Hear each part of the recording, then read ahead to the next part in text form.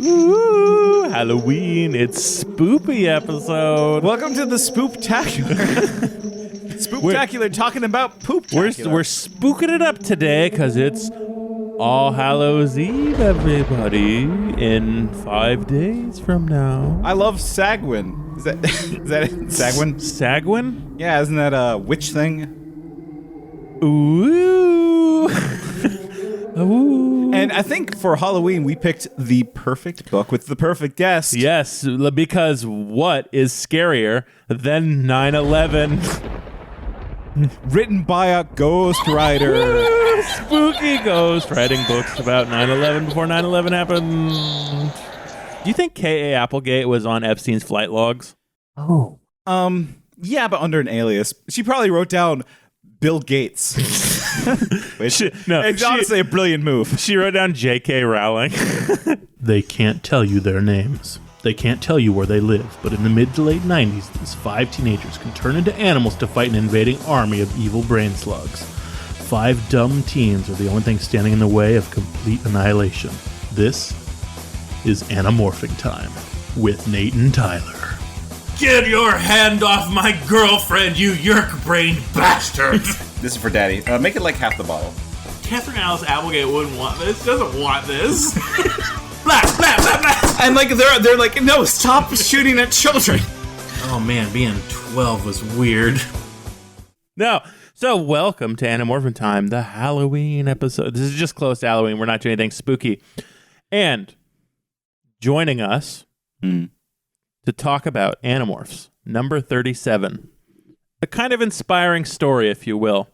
This person tweeted at me saying they spent every Sunday listening to every stupid word we said.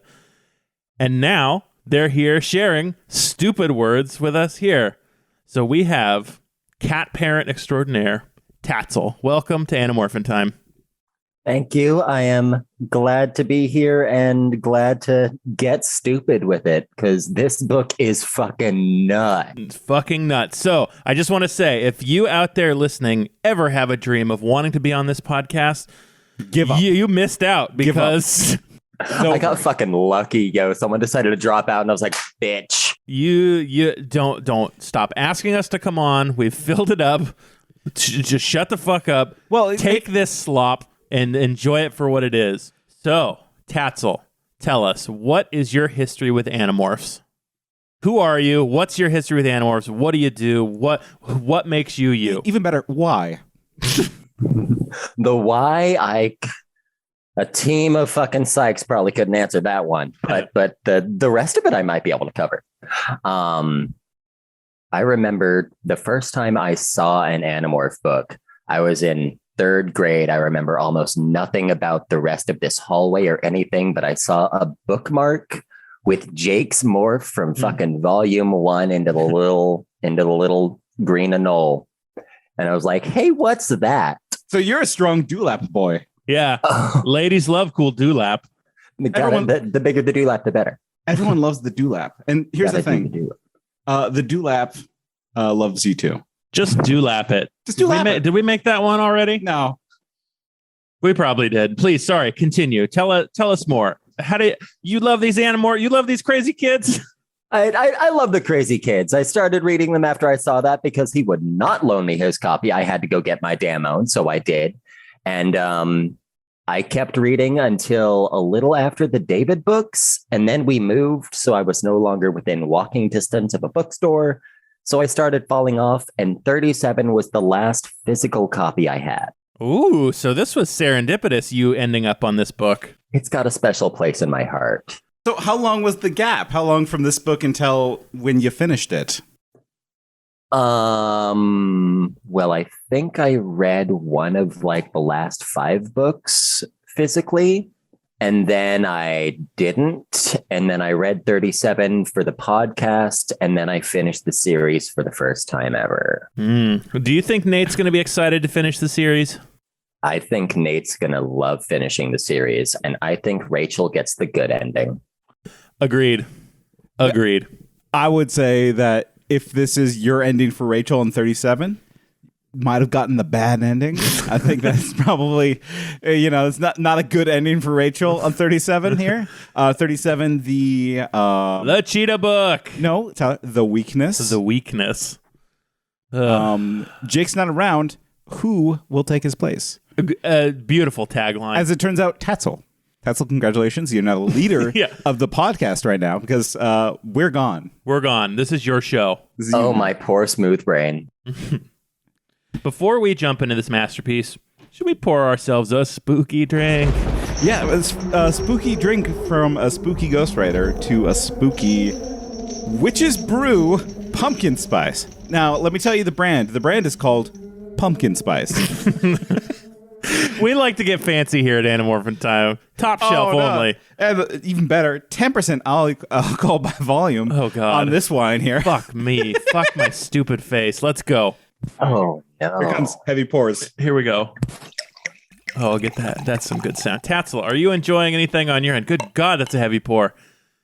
Well, I'm probably going to have to ask for a smoke break about halfway through so I can... Because we're going to make you come. This is so funny. You're going to come and you're going to want to smoke after. Yeah, I get it. Cool. Yeah, that.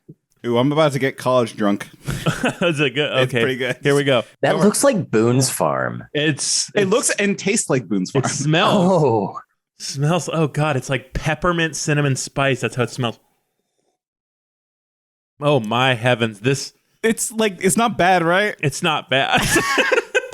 It's okay, true story about Boone's Farm. I secretly love Boone's Farm. Yeah, blueberry wine should be blue. I mean, you're right. Melon wine should be like neon green. Yes. It should look like fuzzy radiation. navel wine should be, orange. Yeah.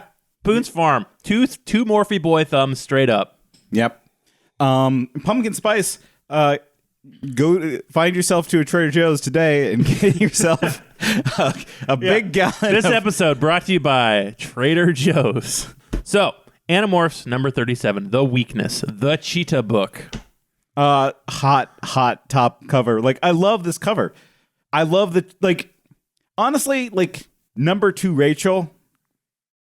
Yeah. In a book where Rachel is often number 2, being a number 2, a shit. She's being a shit. Rachel is number 1 in this book, but her second morph, it's a good look. Is all I'm saying. Okay, we're learning Nate has some latent Catgirl tendencies. I mean, listen, if you play enough Final Fantasy out there, you get a little bit of love for the cat people. Yeah, you really do. Oh my I gotta God. go look up the morph picture now. It's strong. It's a strong one. It's got this nice orange and blue background, which is an underused color palette. Throwing orange and blue together really works. Bisexual lighting, kind of. I mean, kind of. Almost. It's getting there. Inside cover, strong. And I love it for one specific reason. So the inside cover, it has a nice kind of idyllic meadow, and there's a bunch of cheetahs there prancing around having a good time, and in the back is Axe just stomping around like an idiot and Tobias just hovering in the air. Every time Tobias shows up in an inside cover, he just looks like he's just floating. Yeah, they put him in. It's like he's a sticker inside the inside. It doesn't fit. That's Visser 3. Yeah, I was thinking that was Visser 3 as well. Oh. That's the initial attack. Well, that makes more sense then. Because Axe would never stomp around. Yeah, Visser 3. He's a light boy. Axe is our light boy. He's dainty. He's dainty. I think, he has a bit more grace. Visser 3, stomper. Full stomper. Yeah. So this book finally asks the question, what would the Animorphs do if Jake were not around? And the answer is terrorism. And I love it. I absolutely love that about this book. Yeah, I think that they talk a lot of game, but now I think is it fear? Is it fear of terrorism that Jake is just not on board with it? So listeners, if you've never read this book, Jake's away from town on some family thing. So the Animorphs decide, you know what? We're going to fucking hit those yerks. We're going to strike first for once. And Jake has never been the strike first type of guy because Jake prescribes to that wonderful drug I like to call hawkish liberalism. Oh, man. Jake's methodology, largely so far in the series, is we do not strike first. This is a war. The human race is we could lose everything. Everyone could die. Let's wait until they attack us. Yeah. It's that whole, we're never going to strike first because that would be immoral and unethical. Is that it? I think so. I think it's, they're very reactive as a group. I think that they're just, they don't, when they when they have the opportunity to take a rest, they take it. And then when shit happens, they react to it. But like, they're not fighting a war. They're kind of like pushing things off until help comes. Right. Tatsyl, what do you think? I mean, Jake's whole thing is he's down with the secret war staying secret. Rachel don't give a fuck. Yeah, as soon as Rachel has an excuse to fly off the handle, she does. And is this in character for Rachel? I think so. I think that Rachel, she's kind of sold as impulsive, but I think that she's more aggressive, and not like the negative sense. It's just like, she's more proactive in doing shit. And, cares less about the risk that is posed to their identities when they go off and do stuff.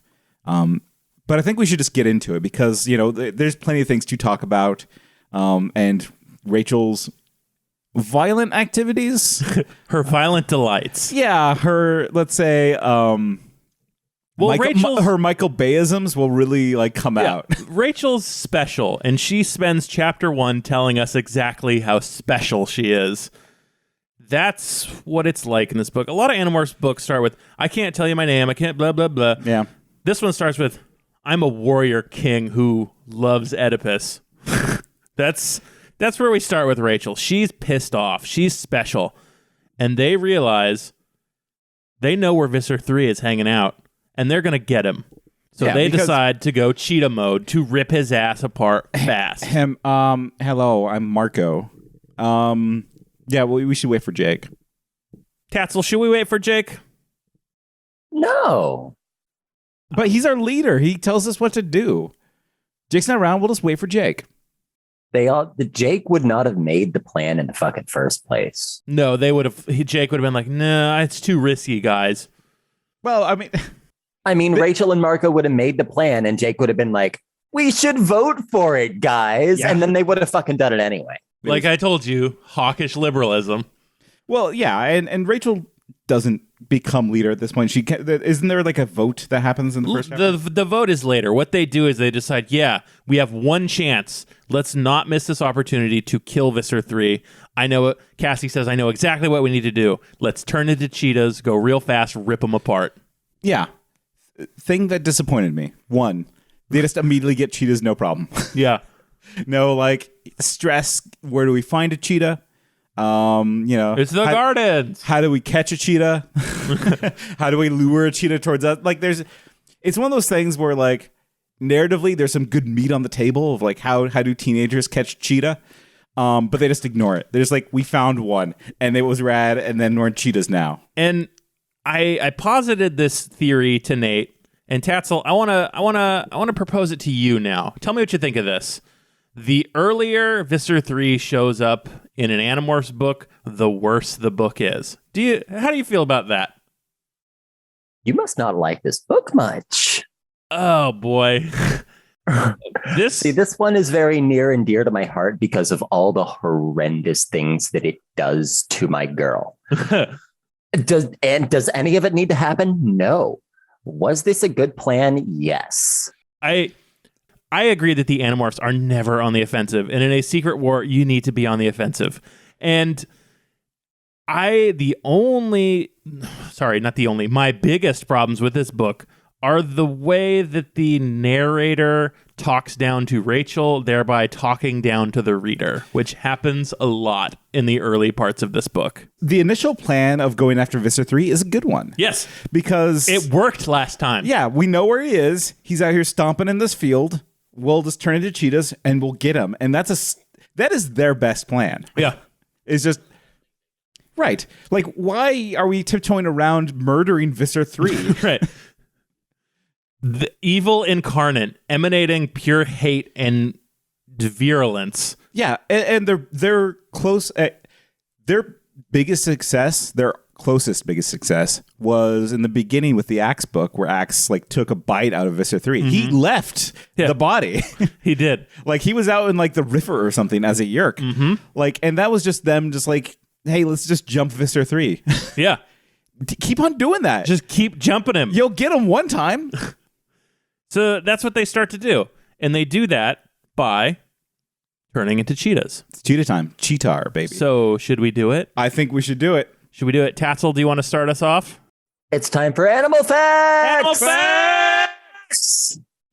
Prince Jake and Cassie, Tobias and Axe, Rachel and Margot, the bandits are here. They want to listen to animal facts. Fuck all the yerks, Margot's mom is a bitch. So, provided to us by the wonderful Divine Soup Can. All right, so time for some hot cheetah facts. Hot cheetah facts. So yeah, cheetahs have a very low genetic diversity, as evidenced by their poor sperm count, high infant mortality, ability to accept skin grafts from other cheetahs, and just their vulnerability to diseases. So they're Americans. Yep. As such, the 1983 feline coronavirus outbreak Oh, fuck. at an Oregon breeding facility Wildlife safari. with a record-breaking 60% mortality rate. Wait, hold on. So strap yourself in, folks. It turns out it was not a lab leak. It was actually a cheetah leak here at Wildlife Safari. I gotta look. What year was it? 1983. A fine year and a fine vintage for cheetah death. I wasn't alive then. Were you alive then, Tatsyl?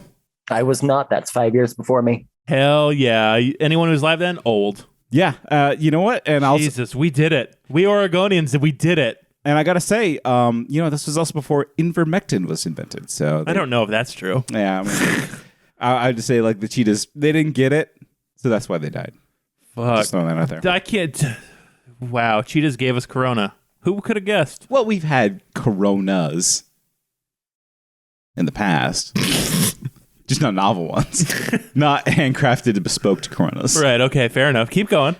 So, beginning in Egypt. So, we're going way back now. Oh, boy. Beginning in Egypt, at least 3,500 years ago, cheetahs have been Wait, I thought the world started 2,000 years ago with Jesus. Sorry, I meant to say, in the beginning of everything, 2,000 years ago, cheetahs have been tamed and trained to hunt with humans. Wow. First, an adult cheetah is captured from a scratching tree with a noose snare. So there's a cheetah that's kind of rubbing his back on a tree, and then down comes a noose, grabs that poor cheetah. Then women and children speak to them at length to condition them with human contact. Holy fuck, I'm so on board with this. This rules. Tyler, I've captured you and tied you to a tree. Then cheetahs just come up and bark at you for like 10 days on straight. I'd be like, yeah, let's go. All right. During the hunt, the hunter will flush the game out, release the cheetahs blindfold at just the right moment for it to chase down its prey. Only ever a sport for the wealthy and never for subsistence. Hunting with cheetahs, or hunting leopards, spread as far as Russia and Mongolia. Wow. It's rarely practiced today. You know what? They're right. Americans have no culture. I'm going to be Mongolian from now on. I know, that is dope as fuck. I want to hunt with a cheetah. Fuck hunt with like a coon hound. Right. No, I want a hawk. I still think hawk hunting sounds pretty rad. Oh, yeah. Falconry's badass. Exactly. But goddamn, a cheetah? Goddamn. Have you considered like a cheetah hunting? I'm just picturing me on the banks of the Volga with a cheetah chasing down little Slavic children. Go get revenge, my beautiful cheetah. They convinced you to give up your freedom. Kill the children who tortured you and enslaved you. Sorry. Lightning round. Lightning round. Lightning round. Cheetahs mostly drink blood instead of water. Lightning round. Lightning round. Cheetah facts. A group of male cheetahs is a coalition. Oh, all right. Lightning I round. think I found my persona. Lightning round. Cheetahs meow and purr, but cannot roar. Oh. They're adorable, as it turns out. They can love, but they can't scare. Yeah. Beautiful.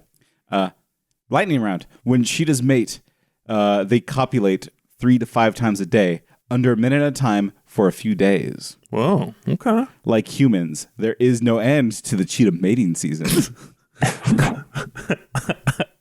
Little human fact there, Divine Soup Can. Thank you. Oh, man. Those are some fucking cheetah facts. Blood-drinking lovers of the, killers of... Yeah, I mean, I would drink blood. Have you not? I've had blood soup. So one might say that the cheetah is much like Rachel in that she drinks blood. Yeah. Blood-drinking murder machine. But can't roar. Right. Yeah, they can't roar. I mean... So yeah, they all jump Visser 3. They bite him, but they realize they're cheetah morphs running out of energy very fast. They're like, oh, these are the fastest land mammals, but they don't have a lot of energy. Yeah. I'm like, well, okay, here's the way I thought about it. Is like, could 4 cheetahs? 5 cheetahs? 4 As cheetahs many cheetahs as there are. 4 cheetahs. Could 4 cheetahs take down a horse? Yeah. You think? Maybe. Yeah. Clydesdale.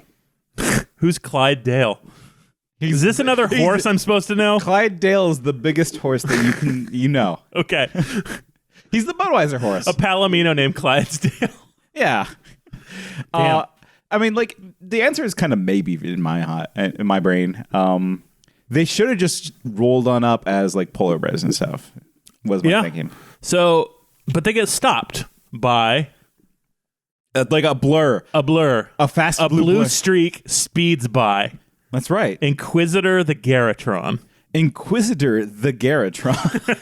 But listen, Blue streak speeds by. if anyone's looking for a cool band name, I think Inquisitor the Garrotron is probably a good one. Go with that. So, yeah, we get introduced to the newest race of aliens from Animorphs. Hot new race, hot new character drop. Hot new race with character description. Let's hear it. Here's what we go. Here's what Animorphs, known for unique, weird-looking aliens. Here we go. You know where the cartoon character's skin stretches as he strides faster and faster until his skeleton runs out of its skin suit? That's where this thing belonged, in a cartoon, where the impossible is possible. An impression, a flash, a blur. A bizarre creature able to zip across the grass like a high-speed insect, like a bullet fired from a 30-30, a hunting rifle. Only about as tall as a gazelle, 4 lanky, skinny legs, a thin but strong-looking tail as long as its body that flicked and twitched even when the creature's legs weren't moving. A pigeon chest, high and rounded, a head shaped like a custom-made aerodynamic bike racing helmet, tight curved face like half a smooth ball, skull that swept back from the rim of this ball into a pointy triangle, like an ice cream cone on its side, except the cone was flattened. But what really caught and held my attention was the fact that this thing was covered in blue fur and had no mouth, and sported 2 thin, weak-looking arms, like an Andalite, like Axe. Tatsyl, what do you think of the What do you think of Garrotron? What do you think of the Garrotron, the Andalite Sonic Hedgehog? I fucking love this freak so much. Like, Do you? Yeah, the tell way us. it's described sounds like a bad fucking children's drawing. And yet, like, somebody put their heart and soul into researching bullshit speedster stuff from comics and cartoons and put it into everything this does. I love the Garrotron. I am on the opposite side of what you said. I think that it was rushed together, slapdash. I hate the Garrotron. Like, because, when I think of the Garrotron, I think of, like, Andalite but fast. And that just seems lazy to me. Like, I don't know, but like maybe I just kind of like, you know, I was focusing in on too much of just like it being described as an Andalite. I just saw it as an Andalite that could run fast. With a funny shaped helmet head.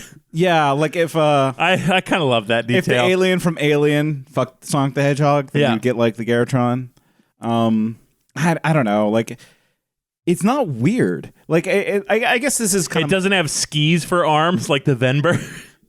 you know, like I guess like I'm okay with it like being a fast alien. I think sure we should have fast aliens. That's cool. That's a cool aspect of the Garrotron.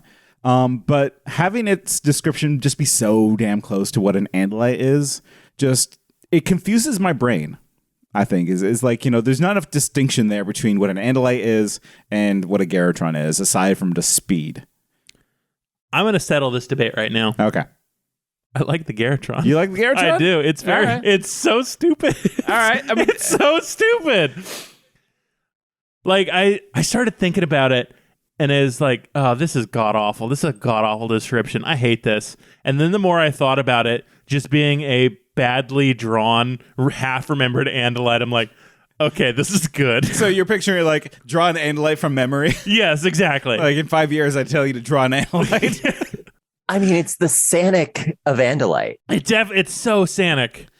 I could be on board if its description was 100% accurate, and when it ran, you could see like the skeleton go forward, and behind it was just like this fleshy ball. Fuck. Like it was just like it was floppy.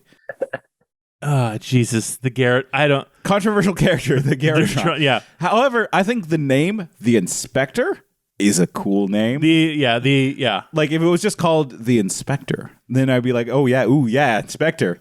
All right, let's go, Inspector. So yeah, let's breeze through this. Yeah. What happens? What happens? Like an enchanter from EverQuest will breeze through this. Nobody gets that. Someone gets it and they loved it. And so the Garrotron, very fast, blue Andalite, knocks all the Animorphs down. They fucking run away. And then they overhear that the Inspector is there to judge Visser 3. No. They introduce a new Game of Thrones, if you will, some politics into this. Yeah. The Inspector's there to make sure Visser 3 is doing a good job capturing Earth, because our evil boy got his head on the chopping block. Well, They know he's a fuck up. yeah. He constantly fucks up. Visser 1 proved he's a fuck up in front of everybody. And the Inspector's saying, you know what? They're going to put me on the Hall of Presidents. I'm going to be on the Council of 13. So, don't fuck this up, Visser 3. But Visser 3 is smart enough to know that this is, and by the way, this is good, like just general work advice. Tatsyl, you're up for promotion. Remember this. Yeah, Tatsyl Advice Corner. Here we go. Well, no, like the Inspector is like has no motivation to give Visser 3 a passing grade. Yeah. Right? Because like if the Inspector goes back and like, actually no, Visser 3 is doing a good job, he's not going to get promoted to the Council of 13. Mm-mm. Right? Like because the Council of 13 are looking for an excuse to give Visser 3 A, and B, like it could just be like, oh, he didn't find anything, he wasn't looking hard enough. Right. Right? This is very much a find a problem thing for the Inspector. So which is what all middle management does. Right, exactly. So yeah, the Inspector is just here to fuck over Visser 3. Like he's here technically to inspect, but we know better. We know a lot better. We know better. And the Animorphs, being the naive teenagers that they are, don't realize that doing nothing would probably accomplish their goal. Right. Of removing Visser 3. Instead, they're like, Visser 3 might be in trouble if we prove that the Andalite bandits are a couple of rascallions ready to take care of some fires around town. All right, so they realize, here's the Animorphs' plan. Okay, let's go. We're going to do some guerrilla war. We know where these controllers work. We're going to hit them there, so it proves that Visser 3 is just a piece of shit, bad at taking over Earth. They get rid of him. Tatsyl, do you think this is a good plan? No. No. We are diametrically opposed on I think all the stuff in this book. Actually, no, I agree with Tatsyl. I think I don't think it's a dog shit. wise plan. I should clarify.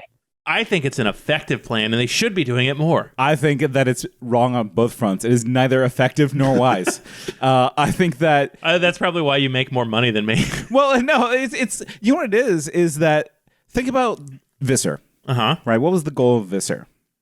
There's kind of a perfect balance for the Animorphs right now in that Visser 3 is so focused on the Andalite bandits that he's not a good leader, and he's not effectively focusing in on the goal of take over Earth. Right. He's kind of a blessing. The Animorphs in the way that an incompetent, malicious boss is. Yeah, exactly. And so their plan is like, okay, well, let's get rid of Visser 3. Let's demote Visser 3, I guess, at this point. And things will be better? Question mark? Like, there's no intermittent step of like, what if they do actually bring over somebody competent? Right. He's like, all right, we're just going to ignore the bandits and just focus on the whole Earth bit. It's like, Bye. It's that whole thing of yeah, Trump is an evil fuck, but he can't get anything done. He's too stupid to get anything done, really. What if they bring in a Dan Crenshaw? I don't like the idea that Visser 3 is Trump. Yeah, we need to go back and re-record all of his dialogue. but like, you kind of get what I'm saying. Like, yes, this I is do. like there's. It's one thing to kill him in a field. I think that's a good plan. Mm-hmm. It's an easy plan. He's out. He's just right there. Just get him. Just get him. It's another thing to like cause havoc for the sake of getting him demoted. I'm with you in that they should be more proactive. If they know someone's a controller, kill them. Yeah. Right. They should Cripple them. They should be doing that. Discredit them. Yeah. Like, take them out of the war somehow. Well, here's a better idea. Maybe just like, trick them and lock them in a room and then leave for 3 days. Yeah. Got them. Humans will live. Yeah, leave some water. Yeah, just like a bowl of water and a bowl of like Cheerios or something. Give them a raw egg and a head of lettuce like Visser would. Yeah. Give him some fucking oatmeal. That's right. Yeah, goddamn. Ginger oatmeal. There we go. Goddamn. Ginger and maple. I mean, there are better things to do, but like they should be more proactive. You're right, but like I just think that this plan in particular is just bad motivations and a bad idea. And it's got Rachel thinking about hubris. Yeah, tell me about hubris. Well, hubris is it's a word she learned from reading Oedipus Rex about how pride will lead to a tragic downfall. This is the worst fucking chapter in this whole fucking book. Tatsyl, what do you remember from Oedipus Rex? I didn't read Oedipus Rex. But do you know the main thing about Oedipus? He fucks his mother? Yeah. That's the only thing I know, and I don't know why Rachel is so obsessed, because like she has no feelings for her mama. She even says, my mom's never around anymore in this book. The thing that also really bothers me, she's like, yeah, I'm not going to pluck my eyes out when I make a big mistake. Right. It's like, we know what the mistake is. Yeah.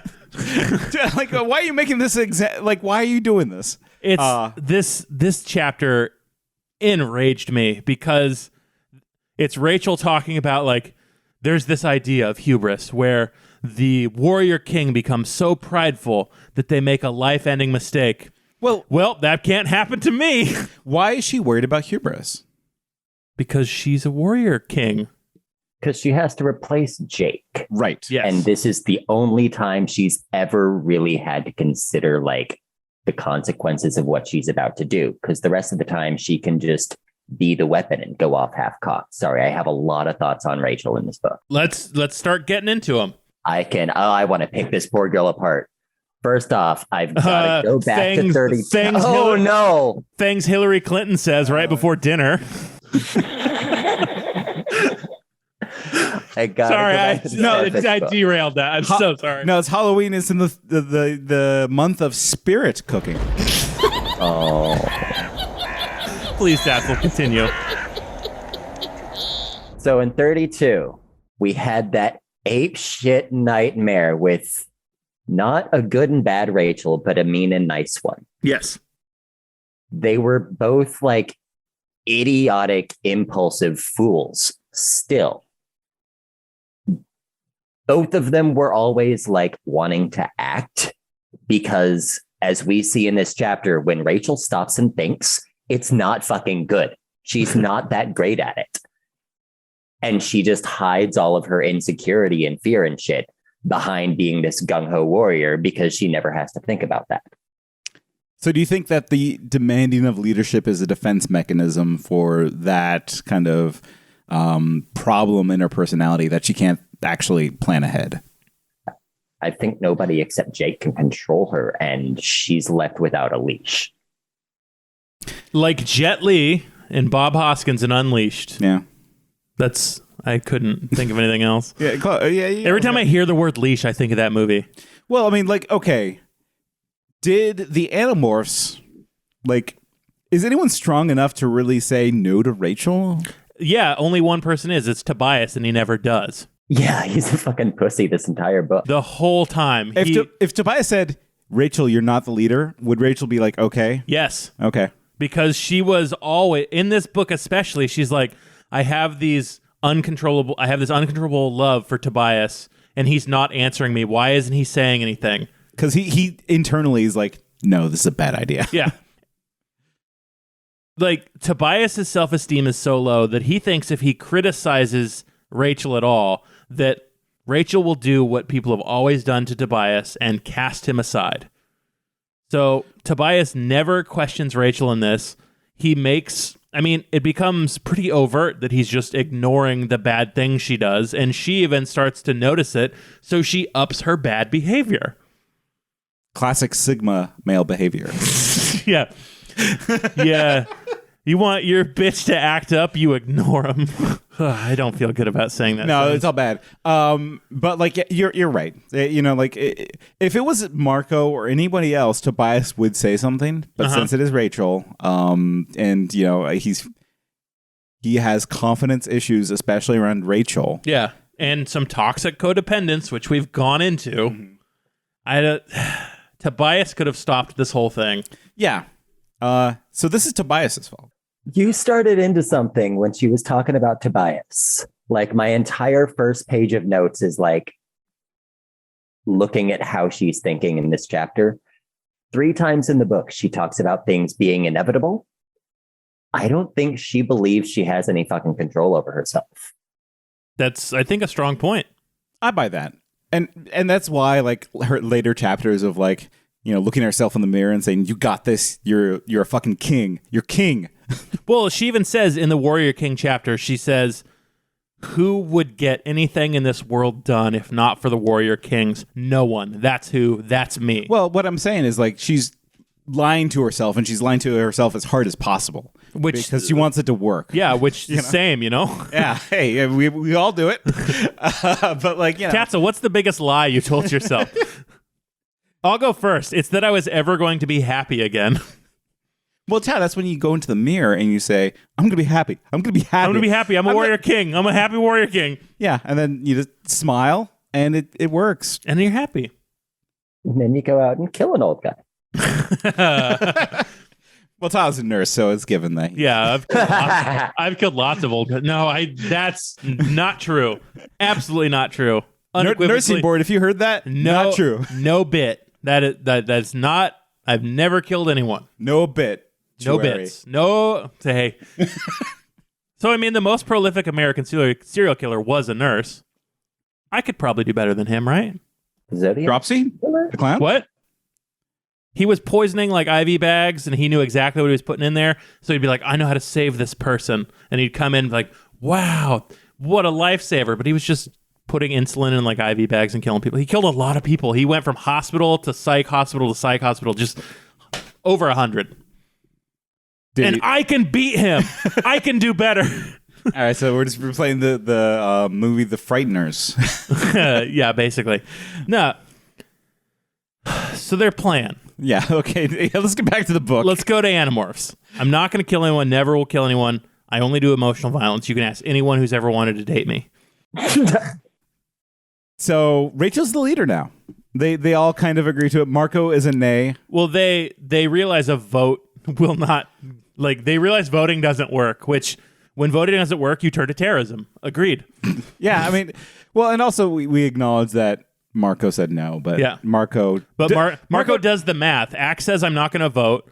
And Marco goes, well, that's your best friend and that's your boyfriend, so you're the leader now. And let's face it, Marco has no say in the ongoings of the Animorphs. None. Like, he's there for the ride, but they're there to take care of Marco. They're not there to listen to Marco. No, they do not. And chapter 6 is when Rachel's alone with her thoughts, her hubris. She says, last month in English class, we studied a few Greek tragedies, like Oedipus Rex, written by a guy with an equally unpronounceable name. That's where I first heard the word hubris. Hubris is like a disease. It means excessive pride, over-the-top self-confidence, the belief that you can do anything you want better than anyone else because you know best, because you're special, because that's you. The problem is hubris usually results in some extremely nasty payback, like being so horrified when you learn that something you did was really, really wrong, like fucking your mother, that you pluck out your own eyes. It kind of scared me reading about those heroes and warriors and kings. It also kind of reassured me, made me feel like I was part of a special club, one that's been around for a long time, an exclusive club, a club for people like me who know they can do great things and do them, and then get punished for doing them. Ugh! I sat up, shoved the pillows behind my back. If I couldn't sleep, I wasn't going to just lie there staring at the ceiling. You know, there's another special group she could join. It's called the Sharing. Yeah, no. This is... Here's another problem with with this book for me, is that this Rachel inner monologue doesn't fit Rachel. Like, it doesn't read to me as Rachel. No, this chapter feels like she was taking stupid pills. Yeah. Emotionally intelligent stupid pills. It feels like she regressed, but not in the cool way that Marco regressed. Right. You know? But like in the I didn't read the other books way. This is a ghost writer's book. Yeah. I feel like, this feels like it was written from notes. I've got some thoughts on that too. Okay, go for it. Yeah, hit us with it, Tatsyl. I don't remember who the hell I was talking to in the Discord, or what the hell the ghostwriter's name is. Apparently the girl who ghost wrote this was the same one who did Marco throwing his mom off a cliff. What? Elise as Smith? well as one in the future, if I recall correctly, that involves Axe and a really big decision, which I won't spoil for you. Thank you. But each one of those involve a character falling in some way. Like, this writer just comes in to tear these people apart. And that's all that the books do. The rest is just fluff. So Elise Smith wrote this book. I didn't know she wrote the good I liked that Marco book. Oh, it was great. Yeah, like the Push Your Mom Off a Cliff book is a good book. But like this one, I feel like, okay, so maybe it's less of like she doesn't know the material, but it is more of she just doesn't connect with Rachel, and I think the way that other writers do. Right. This Rachel doesn't have the innate confidence that other Rachel books have had. Well, there's also Rachel's kind. Rachel's a good person ultimately, and this doesn't read as a good person. It reads as somebody who demands and wants power only, and it's just it feels off to me. Yeah, she says, if we heroes and warriors and kings didn't do the grisly but necessary stuff, the insanely brave stuff, who would? Nobody. That's who. That's some like YouTube philosophy. Yeah, that is some chud shit that she's spewing out. It really is. Like I bet you I could go to some like far right internet forum and read this. Yeah, this is a far right manifesto. It's like, I had to do this great thing. No one else could change the world but me. Now I'm going to shoot up a mosque. Yeah. God, don't clip all this terrorism stuff out. No, what I'm going to do is going to clip it and then put it in a collection and send it to the FBI. Oh, great. Well, Rachel does have that emotion running through her of doing the hard thing that nobody else will do. Yeah, she knows she's capable of it, but not for this reason. That's the thing, is the motivation seems off. And again, yes, that's a bad path either way, I think. But for just if I were to read this generously, I would say that she is covering up for some emotional thing that she cannot admit to herself. That would be my generous read. Mm-hmm. But there's no hints of that. Okay, let's go down that. What do you think she's covering up? The book hints on her insecurities in a role of leadership, right? She knows that she's a strong, badass bitch. Mm-hmm. Girl boss. Yeah, but and she is. Yeah, she definitely is. She 100% is and will kill you. Yeah. But she's feeling insecure in other areas where she isn't, an area of leadership. She's not strong in an area of leadership. She's not strong in areas of planning and kind of convincing people to go along with her, aside from strong-arming them into it. Mm-hmm. And she's feeling insecure about that. Yeah. She doesn't have social strength in some areas. And, this is her kind of covering up. It's just well, I'm a king. That's why people follow me. I'm king. Yeah. Not because I'm trustworthy or I'm stupid enough to make good decisions sometimes, Jake. Or Jake's later advice is don't think about it. Okay. Yeah. But she doesn't have those qualities that people follow. Right. But she has the soul of a king and warrior passed down through the ages, which makes her necessary and powerful. Well, you know what it is? She's the squad leader. She ain't the general. And, I would follow Rachel into a battle. If I had to go, beat up 10 guys and there's only 5 guys on our side and Rachel's here. It's like, all right, cool. Follow Rachel. Rachel knows what she's doing. Bite and tear. But like if it's sit down and make a plan, you don't follow Rachel's thing because it will always be that same plan of just go in there and punch him. Let's punch it. Yeah. Yeah. Tatsyl, what do you think of this reading of Rachel? I think y'all are exactly right on that. And the whole following Rachel only into battle and not the plan thing, like that's later in the year full. She doesn't know what the fuck's going on later on. Yeah, she really and it's doesn't. The funniest thing. Yeah, but she calls the shots when she's there. Sure, yeah, sure she does. Somebody needs to call shots. But like, yeah, so this pep talk about Oedipus. By the way, she even says, what is it? It's not gonna go bad for me like it did for that old Greek. That's a direct quote from this book. What the hell was the ghost? Like the ghostwriter just read Oedipus Rex recently. Yeah. Like, let's put it in here. It was like, it's like you said before we started recording it. This is the ghostwriter trying to give a lesson to children is what this was. It felt like they were talking down, supremely like they were talking down to us. Yeah. So their plan, first thing, is they're going to smash up a TV station. Let's do it. Why a TV station? Because they know a controller runs the news there. Ooh. And they do. They get there. They go big mode. They start smashing stuff up. They steal a toupee. But there's one little hitch to their plan. They see a tour group. And as they're smashing stuff in this TV station, they see an old man collapse. And Rachel's like, better not think about that now. Pay no mind to the old man, collapse on the ground, holding his chest, saying, I'm dying, where are my heart pills? Don't pay attention to that. Instead, she lifts up the news anchor and says, go home, Yerk. We know who you are, and if you don't leave, we'll kill you all. Your time here is done. Yeah, no, yeah, that rules. That rules. This whole, I mean, we'll finish the series of chapters that are coming up, but like this whole like leave town Sopranos bit is pretty good. Like honestly, like Rachel felt like a fucking mob boss, just like saying leave town. Yeah, it ruled. This works because, I mean, naturally after the TV station where the Yerks are controlling what news goes out, what gets broadcast, they pick the most natural, obvious next target, a hipster bookstore. Of course. I mean, you go to the centers that are most influential in society. News station, right? Tells you the news, tells you what's happening in the world. Hey, clean out your ears, everybody. Did you know that ear infections are up?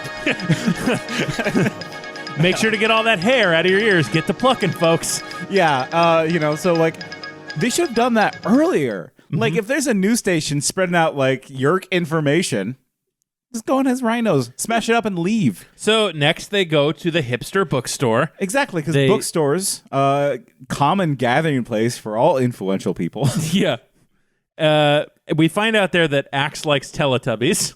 I mean, what's your opinion on Teletubbies? Castle, what's your opinion on Teletubbies? How do you feel about the Tubbies?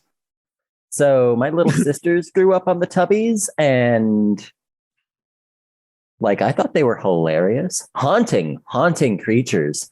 And I discovered as an adult, incredibly large, like large enough to eat me. Wait, what? But Teletubbies are fucking huge. Are they like they're Godzilla? like 9 feet tall or something. Holy shit. Jesus. Something ridiculous like that. I got to go Google this shit. They're 1.5 shacks. I don't like Teletubbies just in general. Yeah. Because they're vaguely human proportions and those weird shapes. The idea that they're like 9-footers. Tinky Winky, the oldest purple Teletubby, is a whopping 10 feet tall. Jesus Christ. Okay, so Teletubbies are terrifying. Adults were right. Yeah. But like, here's the thing though. When you are like a kid watching Teletubbies, how tall are you? Like 3 feet? 2 feet? Like super short. Everyone is tall to you. They're not 10 feet tall. But it doesn't matter. When you're that height, everybody's the same height, which is tall. Picture someone 4 feet taller than me looking down at you and saying, Tinky Winky, lifting you up and hugging you. If I was a powerless child, I'd be like, go with the strongest one. Who needs daddy anymore when I have giant Teletubby? No, Abandon your parents. Teletubby is stronger and better. I'm coming around on this. I'm gonna go pro Teletubby. Okay. After seeing the tall Resident Evil vampire woman. Yeah. Ooh, giant woman. Yeah. I am in love with her. Mommy? Mommy?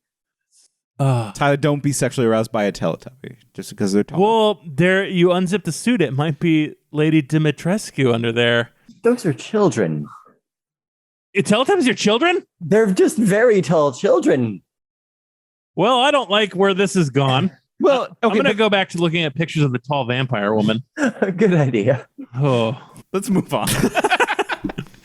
This has gone places. Yeah, so they smash up a bookstore, they lift up a book hipster, and they're like, go home, you space slug monster. Get the fuck out of Earth. Yeah. Again, cool. Yeah, and Marco has some good moments here. Because I feel like out of all of them, the gorilla is probably the most intimidating. I'm going to pick you up and throw you out a window. Uh-huh. Oh my God, the Curious George bit was hilarious. Yeah. That worked. It was the first time comedy worked in a while in these books. Because these chapters are fast-paced. Then they go, what do they do next? They tear up a Kinko's. They tear up Chapman's wife's salon. They tear up fucking everything. Hold up. What do they do at this Kinko? Hold on. We'll get to that. Okay. They do a revenge porn, which is not good. Shouldn't do it. They tear up Chapman's wife's salon, saying, your dye job sucks, bitch. Get off of my planet. Threatening her. They go into a cigar shop and tell Chapman they're going to kill him. I love it. And then they go to a Kinko's. Because, influential places, TV station, smoke shop, bookstore, Kinko's. Well, but what I would say is it's the mall, and the mall is near the Yerk pool, so it kind of makes sense. So they go into the Kinko's, and Rachel's like, I hated the manager of this Kinko's. I know he's a controller. Wouldn't it be funny if I pulled down his pants and took a copy of his ass and balls and showed that to his boss? So that's what I did. That's from this book. God, Rachel unleashed. They go to a gym with two personal trainers and they pull down the people's pants. And Rachel says, I hope that those yuppies learn to like those trainers after seeing their genitals. This is not a joke, listener. This is what she does. She doesn't say genitals. No, she exposes naked people. After the cigar store, we hit Fred's Fitness Center on Peach Street downtown, where at least two of the most popular trainers were controllers. Maybe someday Kirk and Kristen will get over the embarrassment of axe slicing off their gym shorts in front of their worshipful yuppie clients. Maybe. 2 blocks away, we rampaged through Kinko's. The manager was a kid I recognized from around. He went to the local high school now, a 17-year-old loser who joined the sharing to get a life. What he'd gotten was a yerk in his head, and now he was Mr. Career Path, and Mr. Responsibility, Mr. Self-Importance, in a pathetic short-sleeved white dress shirt and clip-on tie. Please. I thought it might be interesting to make a photocopy of his butt, send it to his boss, tack a second copy on the break room bulletin board. So I did. I love her. I wasn't joking. Yeah. I mean, Beautiful. That's so fucked. What I would say is highly approve of Rachel's behavior. Rachel should definitely I'm surprised she's not killing all of these controllers. I mean, why not? Here's the thing. They've kind of set out the morality of we don't kill people. I mean, it's not good. They've definitely killed people, but they shouldn't. But controllers are okay if you have to. Right. And so what are they trying to do? They're trying to send a message. Yeah, Visser 3 sucks at his job. Tell Visser 3 to get the fuck out of town or we'll keep doing this. That's their message. Right, but what's happening? It's leaking out into Rachel's revenge. Yeah. Because throughout this chapter, she's thinking back of all the atrocities that the Yerks have kind of put them through. She was thinking specifically of Tobias and the torture episode, right? So back at it, the Animorphs are running amok through the town, smashing everything up. They decide to hit a courthouse. Let's hit up this courthouse. Why? Well, they realized they're not going to hit a police station because, 1, too many guns, and 2, more importantly, and this is a direct quote from the book, What if they injured a poor policeman just trying to do his job? Fucking bootlickers. Here we go. We avoided the police station. Too many guns. Even I knew it would be too easy to get killed. And none of us really wanted the accidental death of a real, hard-working human cop on our hands. It's been hard enough to avoid hurting the guards at the courthouse. Boo! Boo! They did not need that line. That was intentionally put in. But we love our strong working boys in blue, right? No, absolutely not. Okay, but like at least we love security guards and judges. No. As an ex-security guard, no, they're awful. They're pieces of shit. There's a reason I couldn't do it. What about judges? Do we love our strong, powerful, wise judges? I love wearing robes with collars, sure, but no. Judges are just as bad as cops, probably worse. Yeah, I mean, I feel like we haven't gone hard enough on judges on this podcast. Let's do it. Go hard on judges right now. They're all racist. Yeah. Every single one of them. Every single one. Every single county you will find, a black man getting like 10 times the sentence as a white guy. Mm-hmm. It's ubiquitous around the country. Right. And in order to become a judge, you have to be part of the judge club, right? So it kind of flattens the uniformity of judges in the same way that does it with cops, where like, you can't find it's rare to find a good judge. You can find it because, yes, they are technically elected, and sometimes like people get behind a specific individual to become a judge. Mm-hmm. But it's rare. They all suck. They all suck. Especially the Supreme Court ones. Yeah, you can find one good judge. Yeah, all cops are Ruth bad. Bader Ginsburg, but only after she died. Well, no, not Supreme Court. I'm just saying, like, all cops are bad. One judge might be good. Right. Most of them are bad. They're all part of a system built to oppress the poor and people of color. So, fuck them.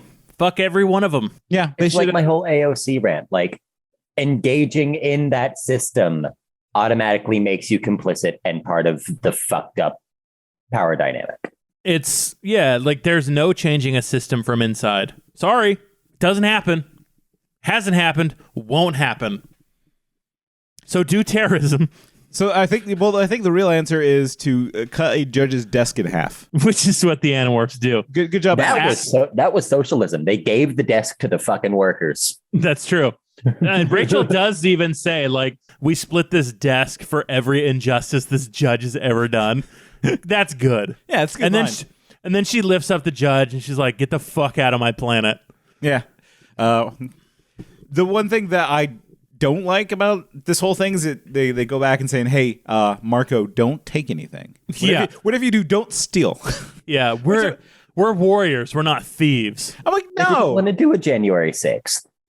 No, steal everything. Take shit. You're already in there committing crimes. Might as well, like, take some stuff you might need as Animorphs. Yeah. What is better than a gorilla? A gorilla with a gun he stole. That's right. Marco, steal a cop's gun. You have thumbs, Marco. Take the cop's gun. You can shoot it. God damn. Marco. All right, so what's next? We fucked up this judge. Well, they fucked up the judge. Then Rachel has some anxiety. She's like, I wonder if that guy who fell down at the TV station's okay. He looks dead, but he's probably fine. I'm not going to think about it. No, because you know why? Because I'm strong. I'm a badass bitch. All these plans are going perfect. I'm a warrior and a king and a hero. And sometimes old fucks die. I'm a strong, powerful Oedipus, and I will not be stopped. Nothing can stop this Oedipus train. I am so close to the sun right now. Nothing bad could happen to these wings I have. Breaking news. Old man dies. No. Breaking news, everyone. Old man has died. Gorilla attacks TV station, killing old man. No. Wait.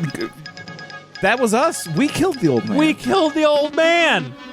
Shit. Then they hand ring over a fucking fossil, sending his soul to hell. Because let's be honest, if you're born in America without giving all your money away and dedicating your life to housing the houseless and raising up people of color, you're gonna burn in hell. Well, I'm gonna burn in hell. We're all gonna burn in hell. I should also point out that's probably why, like, rock and roll music's super popular because we're going to hell. We're woo, fucking brother, putting a positive spin on it. Yeah, fuck yeah, let's go to hell.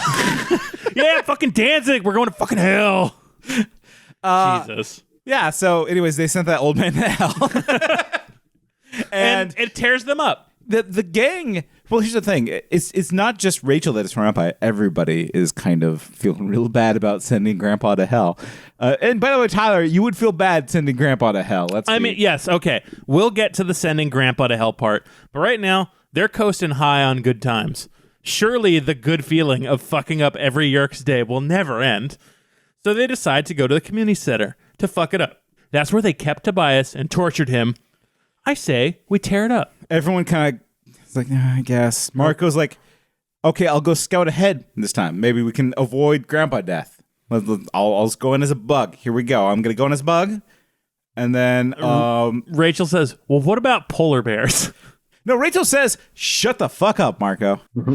Yeah. Sit down, know your place. Like Yeah. she kind of like is feeling insecure about her leadership position, so she kind of bats everybody down, even Cassie. Cassie's like, yeah, Marco has a good point. Like, let's go in there and check it out and make sure there's not like a big death ray pointing at the door, because they're suspicious of us at this point. And sometimes there are death rays pointed at doors. It happens. You got to look. But yeah, Rachel says, no, our plans have been working so far, aside from a little bit of grandfather death. Don't worry about it. We're going to go in there and we're going to win. Mm-hmm. This is it. This is it. We're taking it home. All right, everybody, turn polar bears. Let's go. Wait, and they're like, hey, no, I like my wolf. Yeah. The wolf's been working. Why don't we just go with our battle morphs? Rachel's like, no. Big mode means big mode. Polar bears. Everyone now. Do you like this plan? Tatsyl, do you like this plan? I think it was stupid and desperate, and I love like seeing her tighten up when she doubles down on making the decision. And she's like, no, all of you shut the fuck up. I'm right. I know this is the move. This is what's going on. I'm going to ignore Grandpa dying. There's no room for that shit. I'm the shit. It makes it more interesting, Rachel, but is it in character? It's not in character because she's not considering everybody. Like that's what she's saying here, is that I know what's best for you and I know what's best to do. Like, she's telling everyone to turn polar bear because she doesn't understand that everybody has their own role in their battle morphs, right? Mm-hmm. Marco does the gorilla thing because gorillas can manipulate tools and whatnot. Yeah, he's the smart one. He does all the locks. And right. You know, like Tobias is a hawk because he is a hawk. You know, and even Cassie. Like, I know everyone gives shit about Cassie, about being a wolf.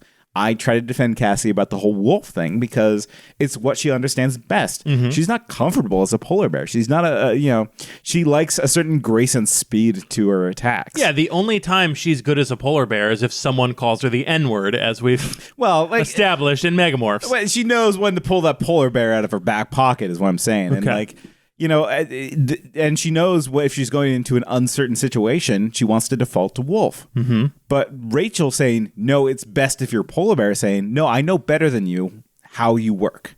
And typical white woman deciding that they know best about other people's bodies. Yeah, and what I would say is just like it's bad leadership.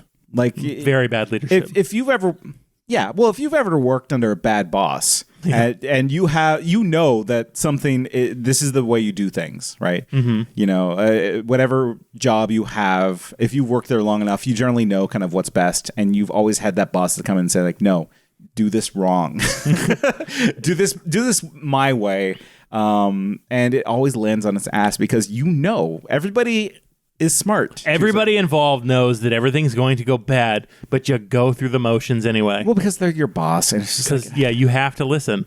Like, I look at my work right now. We're in the middle of this big process improvement thing where we're trying to solve problems in healthcare that we try to solve every 3 years. Yeah. And it's the same solutions to the same problems, and just nothing changes. They're the same problems. But people get paid to solve these problems, so they make an email, they take a bonus, and they go to a new job. That's what Rachel's kind of doing here. It's just like they trusted Rachel to like make decisions. She's not trusting them to make their own decisions about their own plans, right? They were hesitant about attacking the sharing center. Mm-hmm. But they did it because it's just like, okay, I trust you, Rachel. Yeah. You're not. This has worked so far. Yeah, you're not here to screw us over. You're here to put pain to the Yerks, and we're behind that. Yeah, so, we did a whoopsie of killing a grandpa. Let's avoid doing this whoopsie by working as a team. Yeah. And Rachel says, no, we're Team Rachel. Right. And it's just like, What you gonna do? Are you gonna turn back and say, no, Rachel, good luck? Because Rachel, here's the thing, and I think they all know this, Rachel would just go in. Yeah. Like it All alone. Yeah. Which she tries to do later, which we'll get to. Yeah, and it's just like, okay, fine, fuck it. Let's just all go in as polar bears, fine. And they do. And it's a bloody, horrific, wonderful mess. Yeah, Sonic Chew shows up. Sorry, trying to capitalize on that Chris Chan shit. You don't even know, Tyler. I don't. I hope I never learn. Is that the guy who's like mean to his wife and video games? Wife. Arthur Chew. Sonic Chew. I don't know what's happening. These people in my head, these internet people in my head, I don't know who they are. I don't know what they do. No one tell me. I don't care. I like your own fantasy world of the internet you've built for yourself. Yeah. What else are we supposed to do? It's not a real place. The only reason I know Tatsyl's alive and not just someone who lives in my phone is because I'm staring at them right now. That's what I'm doing. Kind of. You're living on Nate's TV now. It's This fine. could be Free Guy. No. Sorry, I watched that last night. I actually am a Free Guy defender. We'll talk about that outside of the podcast. No. Podcast over. Oh, no. No. Well, we're not Free Guy. No. So the Garrotron is there. The Inspector is there. Thank you. Kneecaps them all. Yeah, just takes them all out. And he's like, all right, Visser 3, I've wounded them. Can you please kill them now? Because I obviously have to do your job. So please finish this job. I'm going to go do whatever a poorly drawn Andalite does off screen. So Garrotron pieces out. He just flies up to heaven. He's just, he's like that Poochie episode where he just like pulls up the cell. And then Visser 3 is like, I know just what to do. I'm going to turn into moldy meat that farts. I love it. I love it every time Visser turns into a blob. And like the Blob. Here's the thing: the movie The Blob, fantastic movie, Great movie, great monster, just being a gelatinous blob, which is what Visser 3 is. He turns into a gelatinous blob that just grows and farts and emits heat. Yeah, and everyone's like trying to paw at it, but it's just like they're wounded. They're wounded. They all jump out. Yeah, Rachel like runs at Visser 3's blob morph. He's like, oh, ha, ha. Fool, you cannot hurt my physical form. Well, she's I gotta read the quote. I gotta read the quote here. Read it. I had to like write the whole thing in my notes. It's amazing. They go up to get him, and he goes, "Fool of an Andalite, you have failed even to bruise the flesh of this admittedly foul creature. Your efforts to damage this body are futile." It's like he's just getting off on this shit. I love so good. Visser 3 is so good. Anybody who hates Visser 3 has no taste. Yeah. Baby brained. And Rachel's like, all right, fuck this. I'm going to bone out. So she jumps out the window. Well, like, okay, so why did she go after Blob Monster? She knew that she was going to lose, right? But she did a good thing here, right? She was trying to protect the others. Yeah, she's trying to be the distraction. They're like, don't, Rachel, come on. Like, you're going to die. And she's like, no, I got this. Yeah. And this is what I do, guys. Yeah, she becomes the distraction. Yeah. And so she does what she does well, right? She went in there, slashed a couple times. Visser 3 is just like, you stupid idiot. And then she boned out. Yeah. And she's like, okay, guys, we made it. We did it. All of us did it perfectly. It's a close call, but we all made it outside. Where is Cassie? Not there. So this leads me to my theory. Jake is only the leader because he remembers Cassie exists. Rachel remembers Cassie exists. Not in the heat of battle. Well, okay. Jake does the calculus. He's like, Marco's gone, Axe is gone, Tobias is gone, Cassie's gone, now Rachel goes. But to be fair, it's because Rachel's the distraction. That Jake has the bit time to count, because it takes a long time for Jake to count. Like, he has the time. Yeah, he gets lost after 3. He's like, oh God, what is it? I know what is it? Yeah. No, like Jake, for as much shit as we give him, he has a role, and his role is leader. And leader makes sure his team gets out. Yeah, his role is bean counter. Rachel, not doing that. Doesn't think about it. Well, because Rachel has her role, which is distraction, and she just like, here's the thing.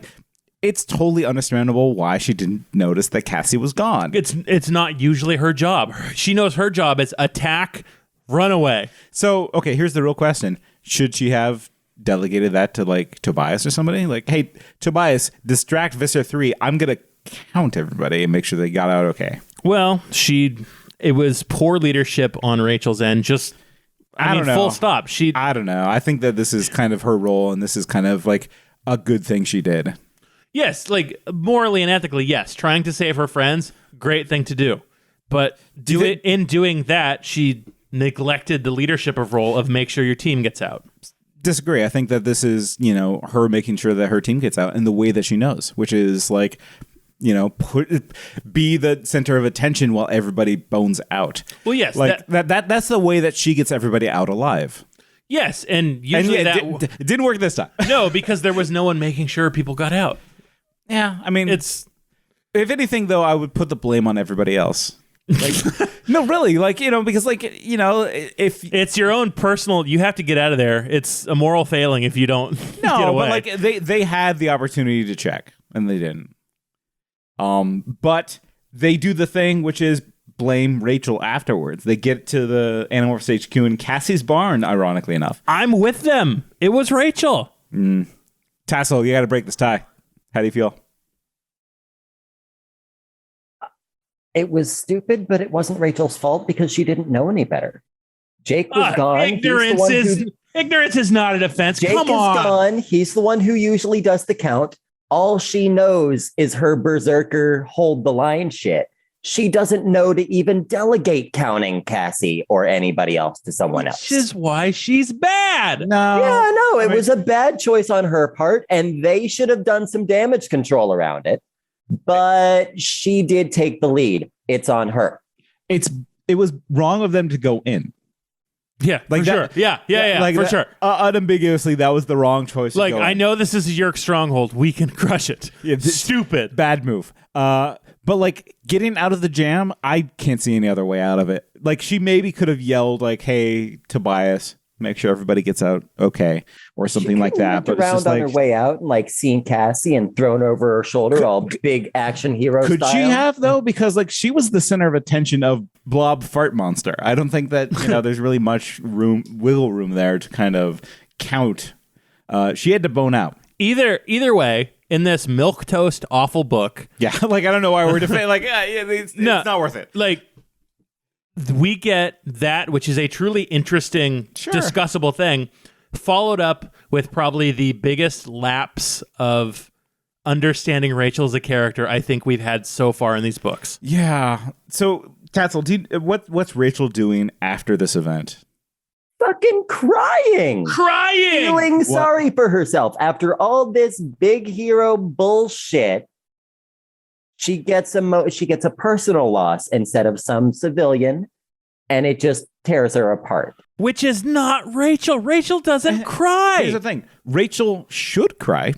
Yeah, for sure. Yeah. I think as a character, like if I knew Rachel as a person, I'd be like, Rachel, let it out sometimes, please. But as a character, this isn't what Rachel does.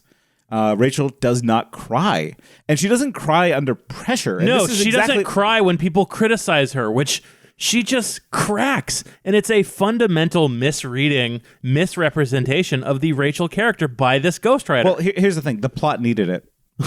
Like, I think this is kind of the plot dictating the character, right? Is that like the plot needed leader Rachel to hit a low point. We need to hit a low point because she's been high on her hog this entire time as being the perfect leader. Because she's been doing an okay job up until this point.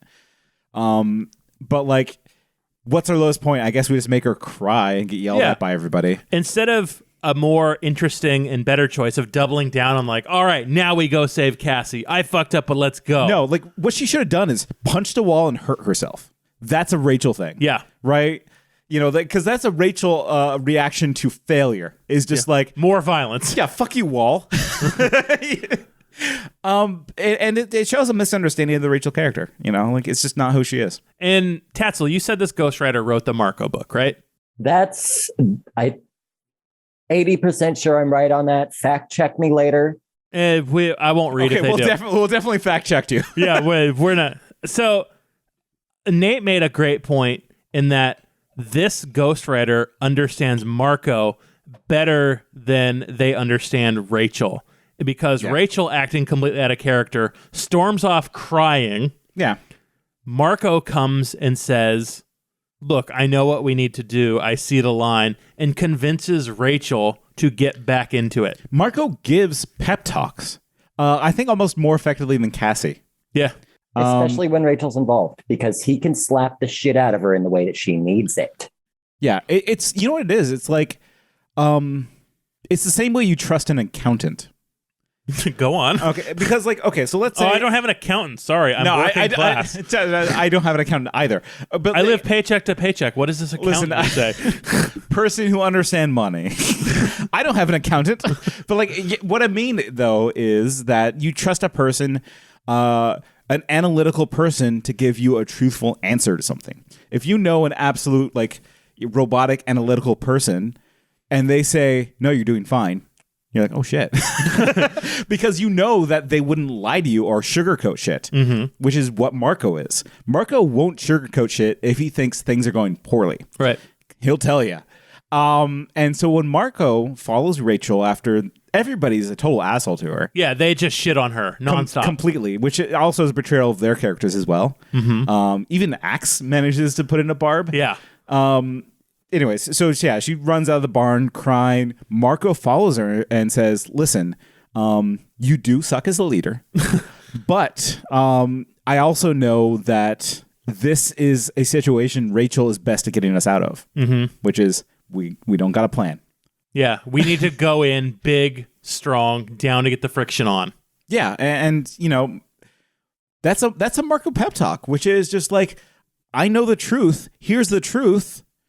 Yeah, Accept Marco's it. like, I could have planned this and it could have gone better, but we're past the point of planning. What we need now is big, strong hit back. Right. They have Cassie. They will make her demorph. They will turn her into a controller. This war ends today unless we do something big and stupid. Yeah.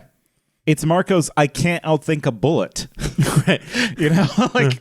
The only option is to punch the bullet, which is Rachel. So, Nate, what's their plan? Well, let me tell you something. Have you ever... And here's the thing. When was this book written? What year? Like 1999. 1999. A lot of things going on that year. Big election happening in 99. I don't know if you remember it, Tyler. Tatsyl, do you remember the 2000 election at all? I don't. No, I don't even know who else was in it. Gore and Bush. Yeah, this was made in 2000. Okay, 2000. Gore and Bush. President George W. Bush was just elected as president, and unfairly stole the elections. Fine, he did. He totally stole it. So it was an interesting time, year 2000, and so the Animorphs in the year 2000 had a wonderful idea. Here's what we do. We think we know that there's a headquarters for the Yeerks that is not like the traditional Yeerk pool entrances, because we know that they're trying to build more like entry points for bug ships. Yeah. Okay, great. And we know where one of these is. It's called Bean Tower. Bean Tower. Bean Tower. Great. Okay. We know that Cassie has like an hour left. Yeah. We don't have much time. Bean Tower is like way the fuck over there, and apparently we're near an airport. So here's my theory. How about we fly a jet plane into a tower? Oh, the Animorphs do a 9/11. In the year 2000. That is that was the Conan O'Brien bit I never caught. God, I love it in the year 2000. Let's just, think ahead for once. Rachel thinking ahead for once. Let's do a fucking 9/11. Let's do a 9/11 before 9/11 was a thing. All right. All through this book, they're doing guerrilla terrorism. Right. What's the ultimate? Then they steal a plane to fly into a building. Let's do the ultimate guerrilla terrorism and do a 9/11. Like, was this book on the list of media not to consume after 9/11? It had to be. No. Hold on. Wait. Maybe. Nobody probably knew. Nobody. Because here's the thing. Like, how many people are reading the kids' book? There's probably 1,000. Okay, maybe 4,000 people on this planet who read this book. Right? Oh, no, it's more than 4,000. You think more than 4,000 people read Animorphs 37? Yeah, dude. Like, Animorphs is a popular book series. Yeah, but it's not Tom Cruise popular. Sure, it's Scholastic popular. It's not, okay. It's How many people fell off these books after a certain point? Here's what I would say. it is not Spider-Man popular. They're not going to go back and fix this. Yeah, no, there's no fixing this. Yeah, there's no fixing this. This is not the Twin Towers Spider-Man trailer. Right. So, yeah. Gang, it's time to do a 911. Let's go. It's time to do a 911. All right. But here's the thing. We're going to improve this 911, all right? Because, like, there's room for improvement in 911. You can do a better 911 if you just think it through. Think it through. Okay, so they go to the airport. They run across the tarmac being chased by guards and dogs as teenagers. Yeah, some teens doing 911. As goddamn selves. Like why? They had CCTV back then. You know they're on facial recognition. Exactly. You know they're on a police database. What if those guards just had like a camera? Boom. We got you. Or even if one of them is a controller. Like, hey, shit's going down at the airport. But again, that shows you how lax airport security was. Yeah, it really was. It really was. Really was. You could buy a ticket and just fly anywhere. That's right. There were no carry-on charges. Yeah, teenagers could just run across the tarmac into a private jet. Owned by Philip Morris. Right. So here's the room for improvement. What if the 9/11 terrorists took, like, the Lolita Express? Yeah. What if the Saudis paid these terrorists to steal Jeffrey Epstein's plane? There you go. 9/11 could have done good. You could have been better, 9/11, and you didn't. God damn. You could have stole the Philip Morris plane. No, yeah, because they steal cigarette magnate Philip Morris's plane. Right. Axe, he's like, you dumb idiots. Yeah. I can fly a plane, no problem. Of course I can fly this plane, you idiots. Which he does. He does well. And then they're like, in flight, Axe teaches Rachel just enough information to fly the plane. Mm-hmm. Just enough to kind of keep it level. Like the Microsoft Flight Simulator taught those terrorists to fly. Exactly. And so their plan moving forward is to crash their plane into Bean Tower, right? Because here's what they think they know. Bean Tower was kind of this scaffolding building built to being built. Tobias watching it being built. Yeah, it's like, hey, there's no like floors or like rebar or stuff in there. Mm-hmm. No steel beams. A couple steel beams. Some steel beams. We have a couple steel beams. Like, it looks convincingly enough like a building, and we think it's empty. Yep. They didn't know. They didn't know. They do emphasize quite often. They're like, hey, we think this building might be empty. So like, they don't know. But like, they could have killed an entire tour group full of grandpas. Right. Yeah. Or 2,500 civilians just doing their job. Whatever. We do a 9/11 a day with COVID. But it's true. Okay, though. COVID's over. It's over. Open her up. Done. Let's do some action. They fly this plane, and they fly Philip Morris's plane into Bean Tower. Okay. So they're heading up to the Bean Tower. And they're like, okay, Rachel has the wheel. Mm-hmm. She's flying the plane. While the rest of the Animorphs morph into birds and get sucked out the back of the plane. All right, Axe barely manages to pry open the plane, and they all get sucked out. Where were the engines on this goddamn plane? They're very good birds. You don't even know. Actually, you know what's funny? Like, you know how they test planes? Just throwing birds through it? Yeah, no, exactly. Like, really? When they're testing planes. And it was a big problem early on because they overdid it with like their... they just throw in too many birds. They're like, yeah, I love tossing birds in the engine. No, they were throwing in frozen turkeys. So it was like these like... That's what I was hoping it would be. Yeah, no, they were throwing in butterballs. And it was just like these frozen turkeys just like going through the entire plane. Like through the cabin, through the back. It's beautiful. So yeah, they might have actually gotten sucked in, but again, they're very good birds. Helpful. Harriers, you wouldn't even believe how much they can avoid jet engines. Anyways, so they're flying towards this tower. Rachel's the only one there.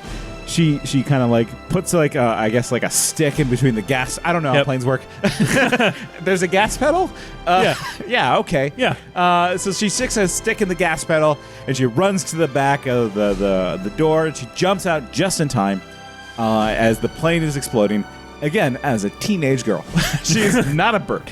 She's like trying to morph, but she's scared. She's like, oh fuck, oh man, oh fuck. Think of this movie of Rachel jumping away from a jet exploding into a tower. Very cool. Rachel's a badass, and I don't think like this book does her credit But this scene is like what Rachel is jumping away from a plane, crashing into a building while it's exploding as herself. and she does all that, and she's following the explosion going in head first. Right, because she has to go into the hole that the plane made. Yeah. It's goddamn. Like, there's some images in this book you just cannot forget. And that one of Rachel going in after a 9/11, ready to fuck shit up into the Yerk pool. Fucking badass. Yeah. And this is a bad Animorphs book. It is. It's a bad Animorphs book, but that is a good scene. Yeah. Like, it's hard for me to hate this book because of it. It really is.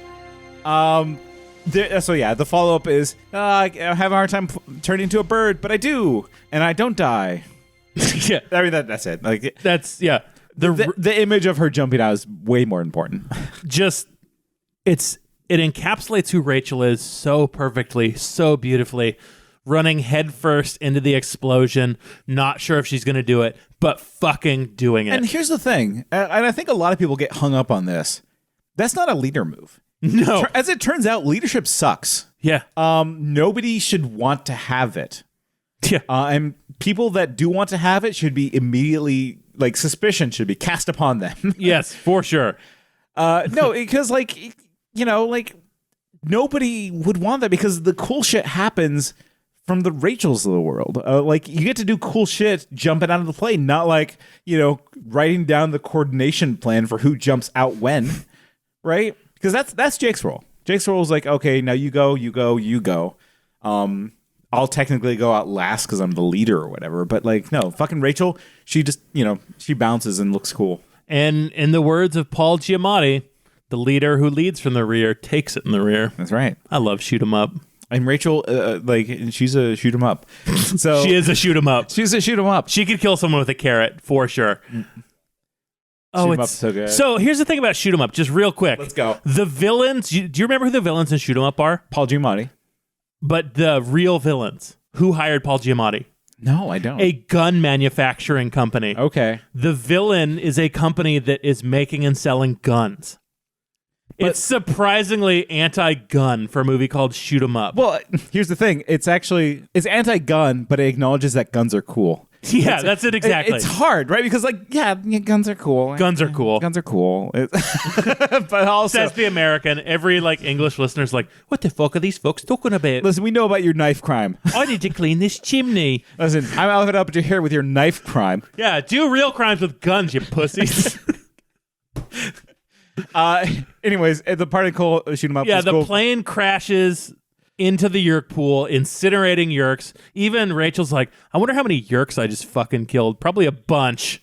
None of them were old men, though, so it's fine. Yeah, it's all Yerks. Like, they're throwing voluntary controllers into cages. It's just mad. Chaos. Because, absolute chaos. She finds Cassie, like, bound and shackled as a polar bear, guarded by one scared-looking Hork-Bajir. Well, yeah.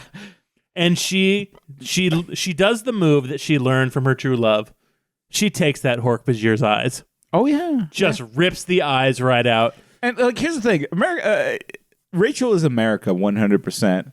Like, there's some strong, like, proud bald eagle imagery here. Yeah, a bloodthirsty white woman. Yeah, that's America for sure.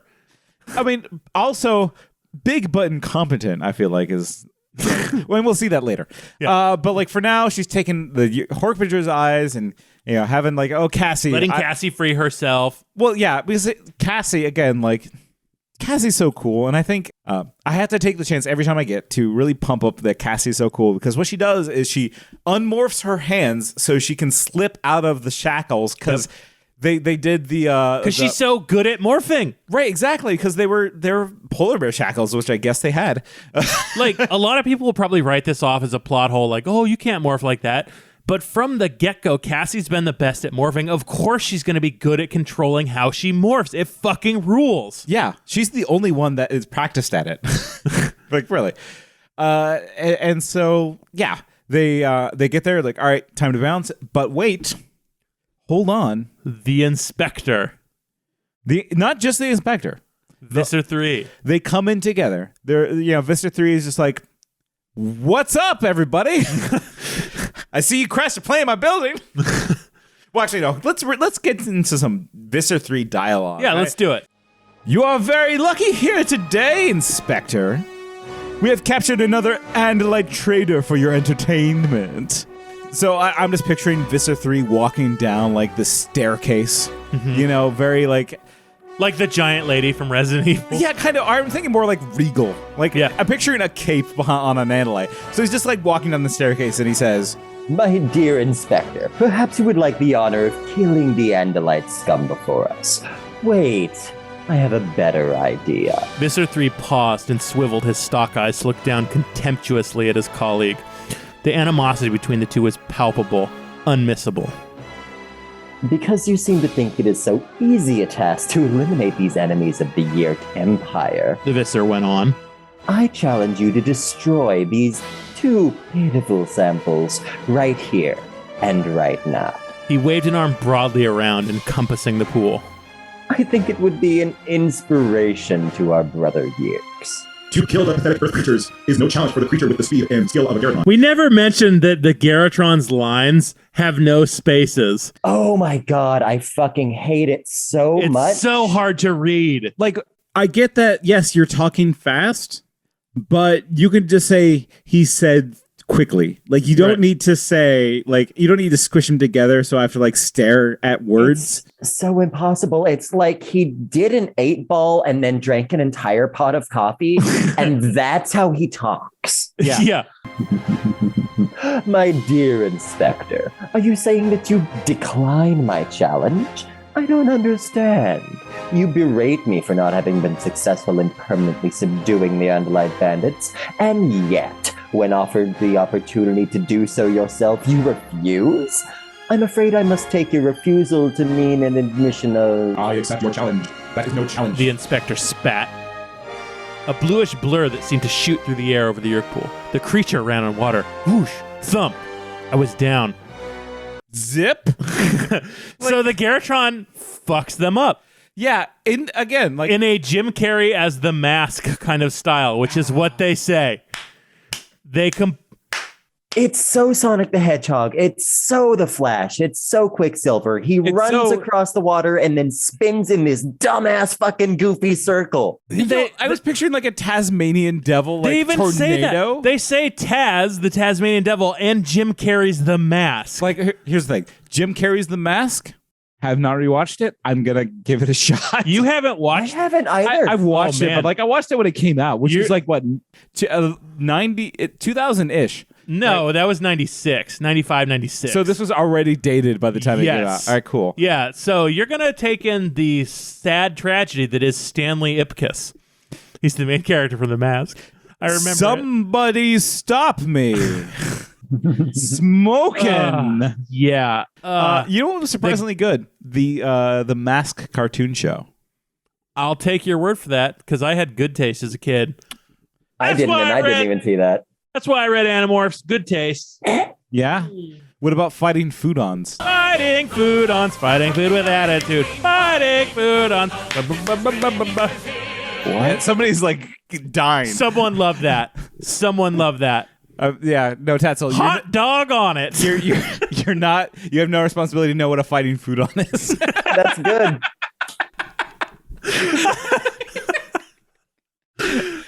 Fighting food with attitude.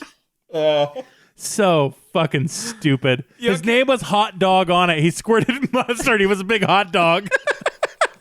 He had two pistols. One is ketchup, one is mustard. Here's the thing, though. Like, this book is Fox Kids. It really is, which is why I love it. Absolutely fucking Looney Tunes. Yeah. It's so good. It's so like. Well, okay, I wouldn't say it's good. No, this is a bad book. It's because Animorphs doesn't talk down to you like that.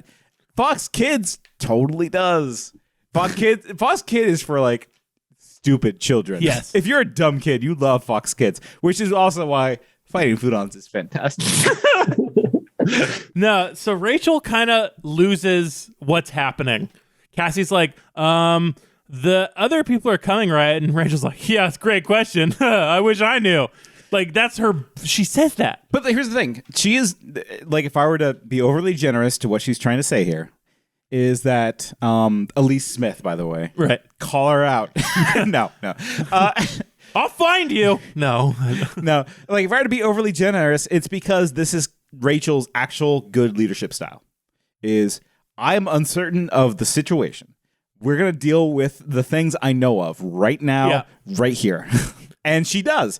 She's like, we got to believe that the gang is coming back to back us up. Mm-hmm. Time to take on this Garrotron. Here we go. Cassie, I want you to square up. I will I'll snatch him out. I'll snatch him like a fish, because I'm an eagle. I'll snatch him like a fish. I have these powerful eyes that can see everything, and I'm going to get him. That's right. I'm America. I'm big and strong, and I can capture anything. Yes. And so she totally eats it.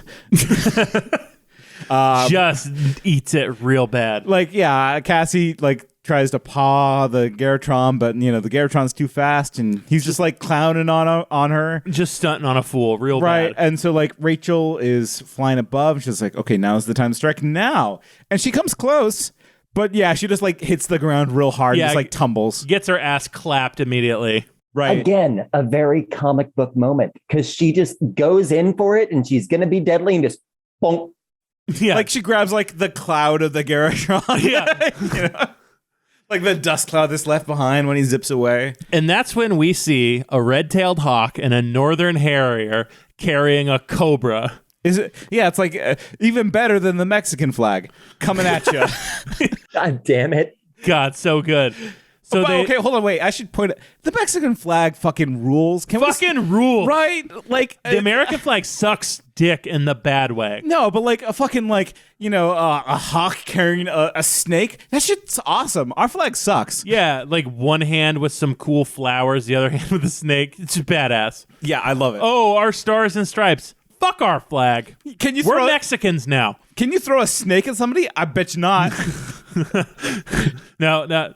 We just love your flag. No, I want to keep my white privilege. We love we love their country too. Mexico Mexico does rule. Let's be honest. Mexico rules. Yeah.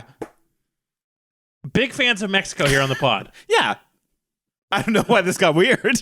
Because I kept making edgy jokes about race and country and culture. It's fine. They have pyramids, you asshole. That's the sign of a good culture has pyramids. That's the right. Mexicans, Egyptians, and the Nartek. Hold on, wait. Also, Memphis has the 8th largest pyramid. You know what it is? What? It's a Bass Pro Shop. Pro Shop pyramid. Do you not know that? So fucking good. Oh man, dude. I want to go there. I don't give a fuck about fishing or the outdoors, but I want to go. Oh my God. I hear it's surrounded by a bunch of mega churches. Oh, let's go. I got some gasoline in a lighter. Let's go. I hear it's yeah. Jesus. But yeah, no. Anyways. So they drop this cobra. Yeah.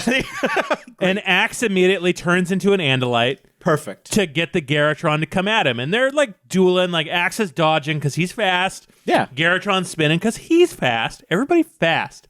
And that's when Marco's slither, slither, slither, slither, slither, slither. Gonna bite my bud. Slither, slither, slither.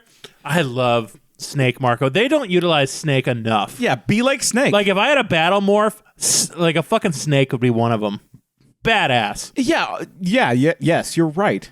Yeah, they rule. They're sneaky, they're fast, and they're fucking killers, which is what Marco does. He bites the Garrotron, pumps him full of fucking cobra venom, and the Garrotron's I don't feel so good.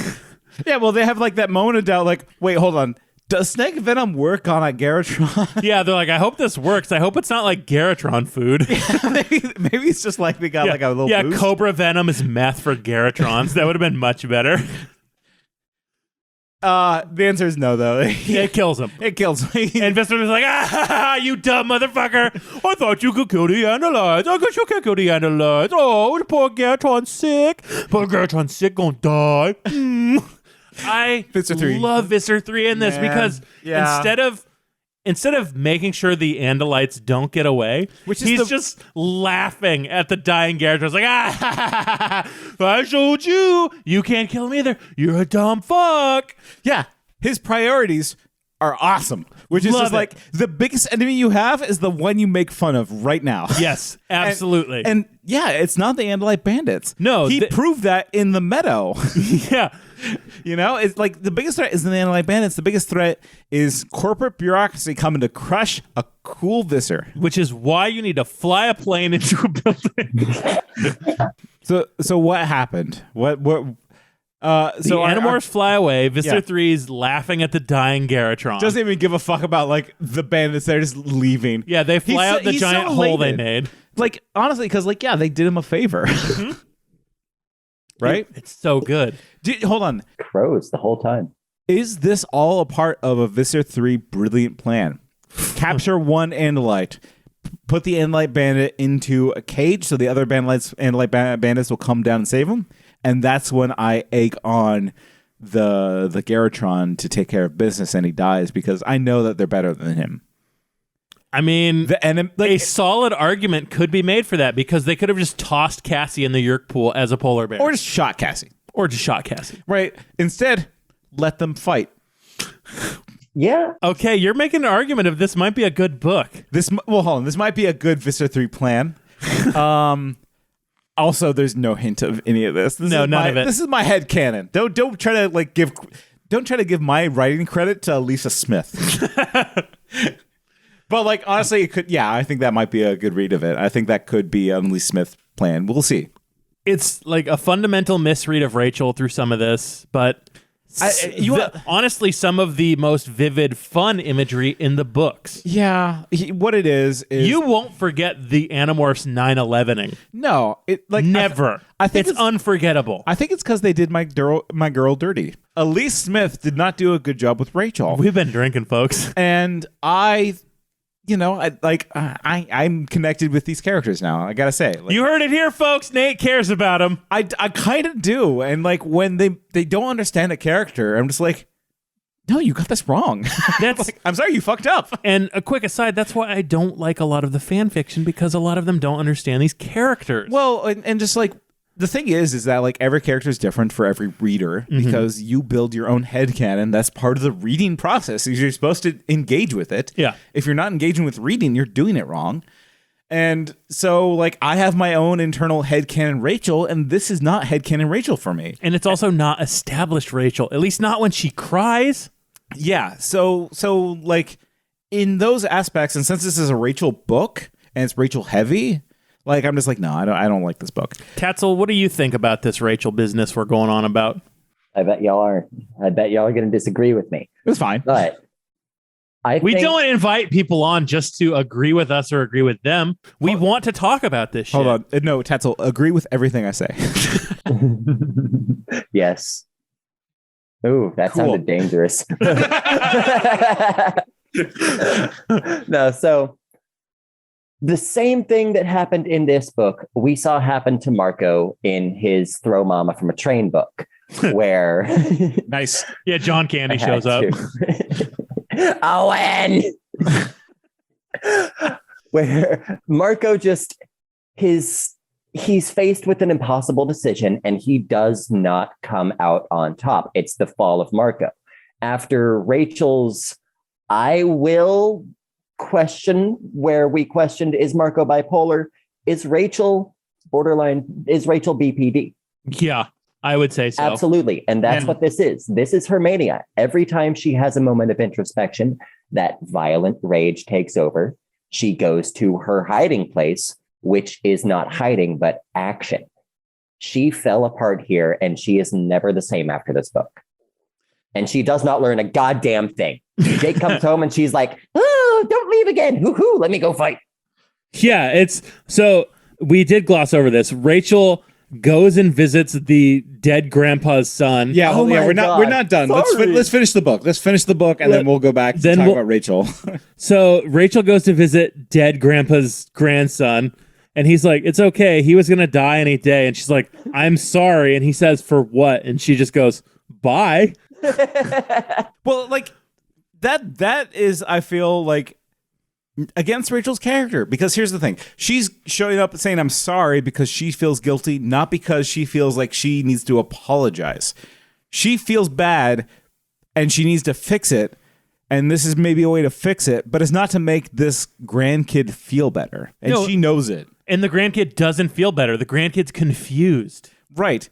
she's doing it for herself. It's a greedy act to go and apologize to this kid. And is that part? Yeah, you know what? You know what? That is part of Rachel's character. I think Rachel's character generally is kind of greedy in some cases, and this fits. I hate to keep harping on it, but she's a white woman, of course. I'm coming down hard on white women I like to come in hard white women. Very true. I would also say that, you know what? I think that's just people. I think people do this. It's not just white women. No, I'm making it about race and women and gender. All right. Hey, enjoy the conversations you're going to engage in. No, I think you make a fair point in that this is greedy. And yes, it's in character. To a point, the only, like... Like, how do you feel about the apology? I don't like it. Well, okay, I like it in that the kid is not like, it's okay, my grandpa deserved to die. That would be bad writing. That would be bad writing. Yeah. I like that the kid's like, okay, whatever.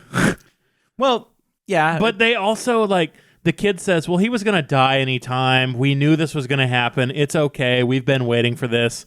So it lets Rachel off the hook there emotionally and takes the guilt off her shoulders a little bit. The cop out, but this is a kid's book for 8-year-olds. Well, written by a ghostwriter who doesn't like. If I was ghostwriting for a book, I wouldn't feel like I could make substantive changes to a character. No, you know, like I'd be a bit hesitant about it. What if she actually did just kill someone? Like, what if it wasn't Grandpa, and you know, who's about to die? Which they say is just like, hey, this person was 90. She, you know, Grandpa was really about to die. What if it was like, you know, just like a 20-something? That she accidentally knocked into like a meat grinder or something. Right? How would she react then? My question. Sorry. No, go for it. No. Yeah, go ahead. My question is this actually like the first innocent civilian death that Rachel has actually seen? That we've addressed? Yeah, I think it is. Like that we've addressed. Let's be honest. That the book has addressed. Right. But like there are innocent deaths that the books ignore that still bother me because they're very obvious, which are the controllers. We know that, hey, guess what? Underneath that yerk is a victim. And they have brushed it aside as like, well, you know, it's like killing a hostage. Well, it's like, nah. Well, the reason this probably hits harder is because this is someone who's not in the war. This is killing a civilian. Sure, okay. And like, as much as I shit on these books and their politics, and especially how they present soldiers in war, the fact is we should be self-flagellating when we kill civilians. We like or apologize at the very least. Or apologize at the very least. Like, no, we should not be in war. I agree. We do not need war. But if your actions lead to the death of someone not involved in the war, that is a sin that cannot be undone. That is a stain in the soul of whatever you're trying to fight. And the book doesn't go that far because, one, it's a kid's book, and two, they don't think about it like we do. But an apology is good. Yeah. No, I like, honestly, like, I don't fault Rachel for feeling the need to get an apology. I think that, you know, guess what? Their war is justified. Yeah. Like, this war, this fake space war is justified. Yes. The fake space war is justified. We should not become alien slaves. Hard take from Animorphs. Yes, and we should have also killed all the Nazis. Yes, fine. It was cool when Tobias killed Hitler. That was very cool. Kill mechanic Hitler. Absolutely. That was very cool when he did that. But like, Rachel's not going to take a flag to the dead grandpa's house. Like, fucking. Well, and you know, like she gave like the right amount of guilt and remorse. Mm-hmm. It's like, I'm sorry, kid. This sad thing happened. Goodbye. Right. And like that's the right amount. And Jake comes in and flattens that growth by saying, "Don't think about it," because Rachel says, "What do you do in this situation?" And Jake says, "I push it out of my mind completely." Hold on. I feel like we do get harangued for our Jake smashing. Wait, hold on. I got to rephrase that. That is not right. Like we get harangued for our Jake criticism, but like we should read what he says here. So at the very end, not Cassie, Rachel asks, how do you do it? How do you do this leadership thing? I thought I wanted it. Turns out it is awful. And to that, Jake says this.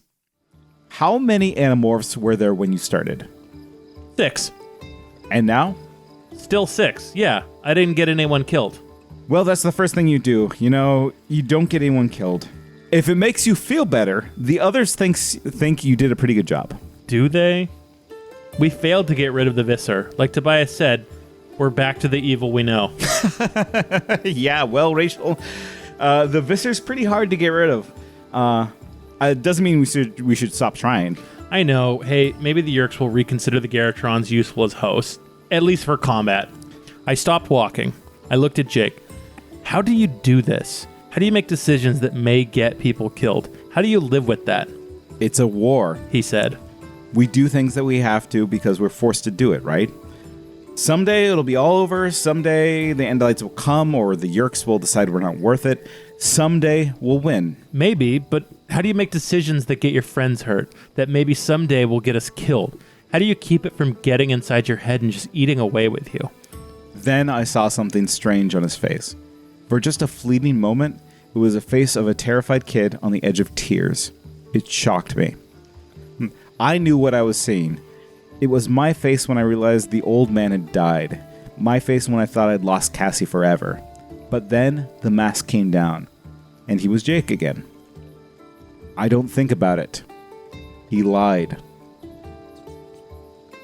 So, that's the justice done to Jake here, is that, you know, like, the idea that Jake is constantly lying, like, here's the thing. You know what? I'm going to give Jake his greatest compliment I've ever given him. He exists. Well, no.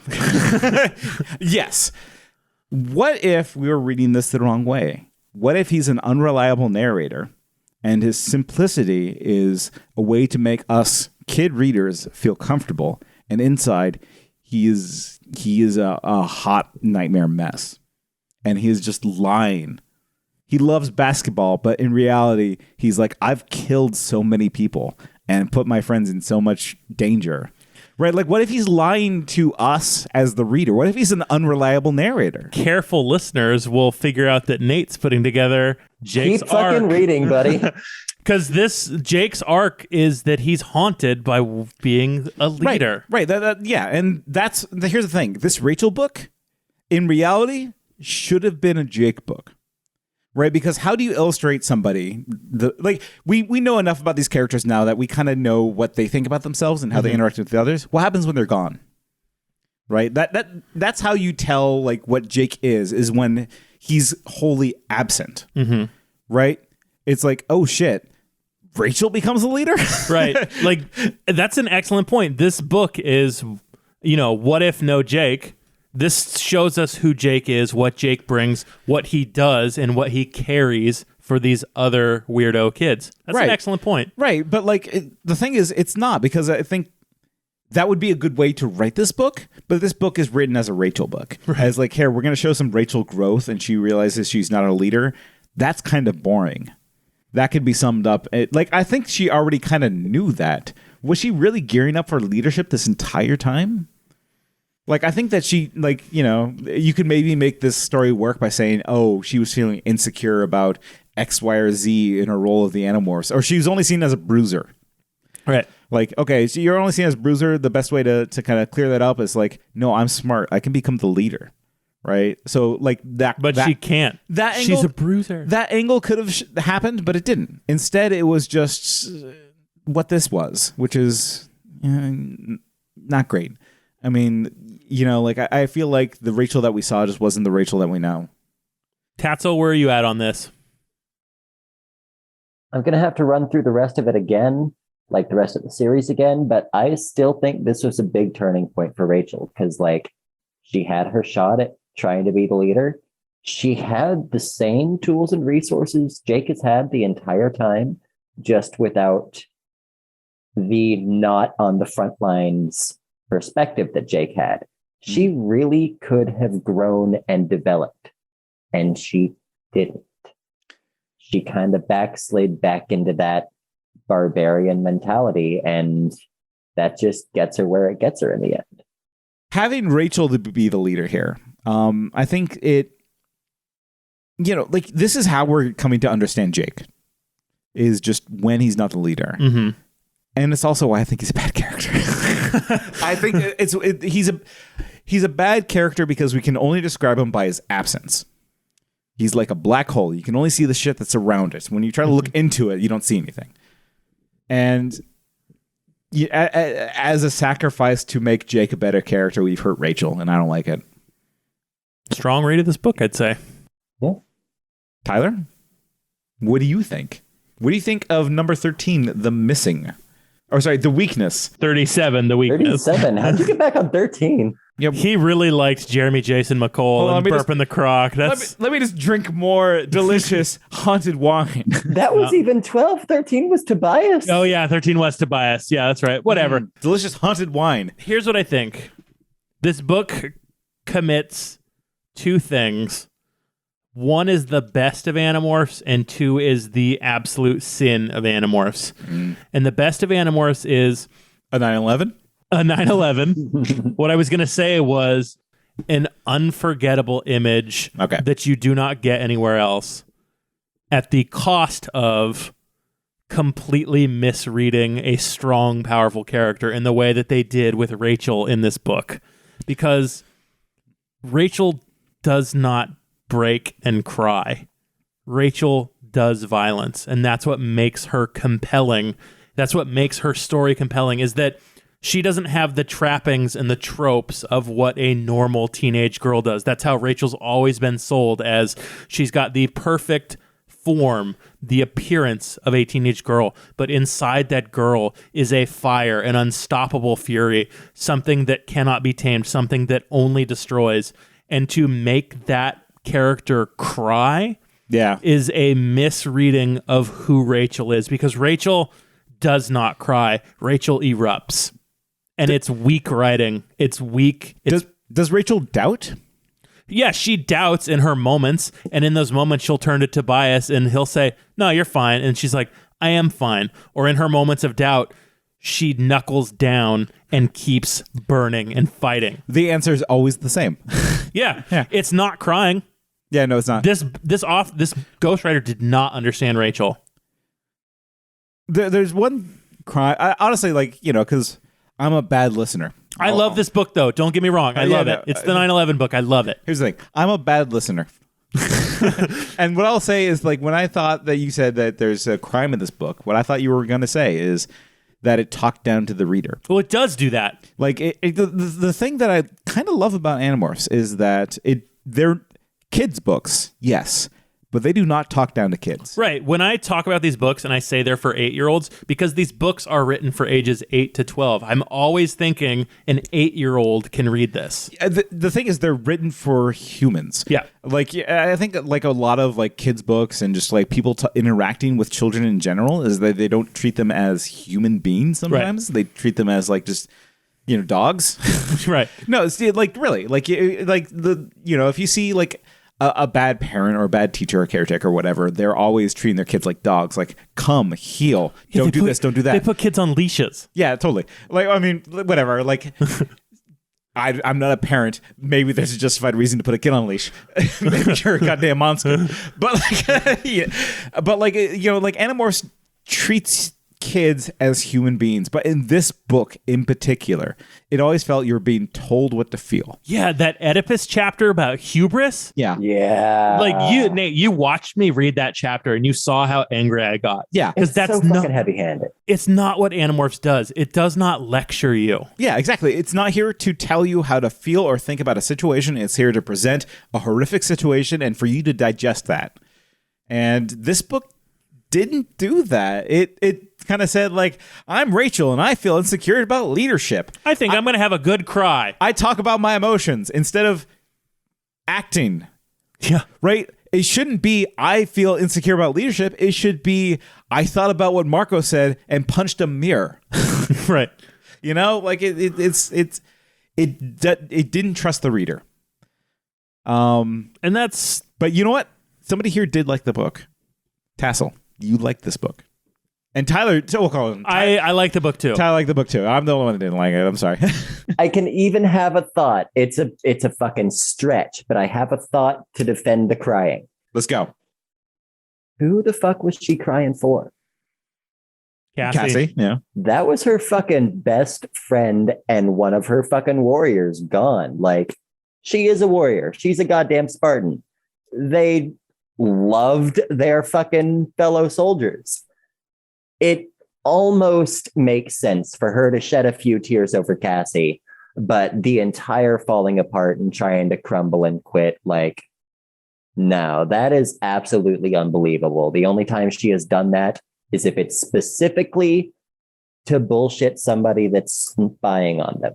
Like, that was a very bad read on Rachel, but I still think the rest of the shit that happened to her was super important. Yeah, well, I don't think plot-wise, I don't think any of us have a problem with this book. We have a problem with how this book is written. I have a problem with the Garrotron. I think that, like, hey, listen, we're well, don't worry.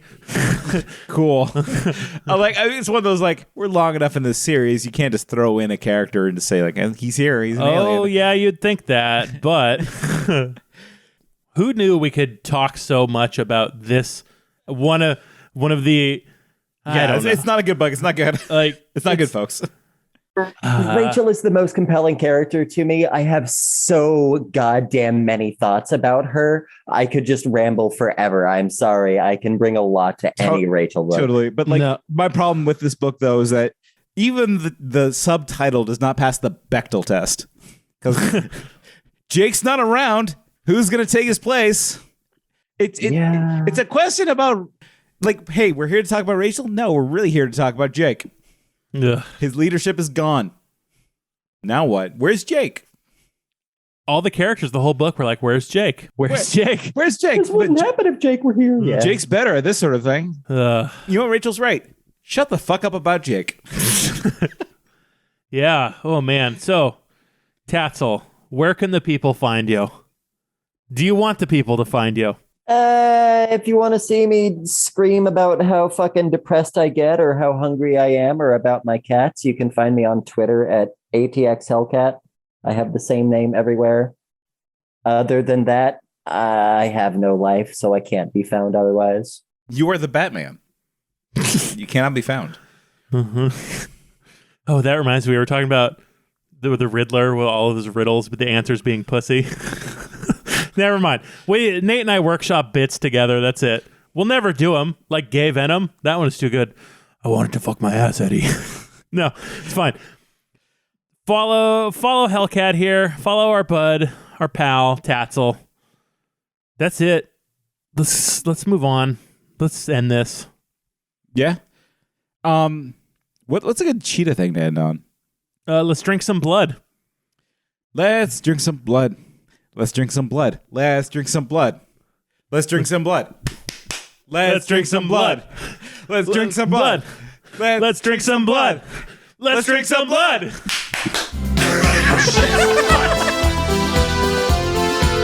Everybody knows shit's fucked. Everybody knows shit's fucked. Everybody knows shit's fucked. Everybody knows shit's fucked. There's no explanation for the third building falling, toppling, extinct. We sing about what we are as a race. We don't face the fact the government fucks us in the ass.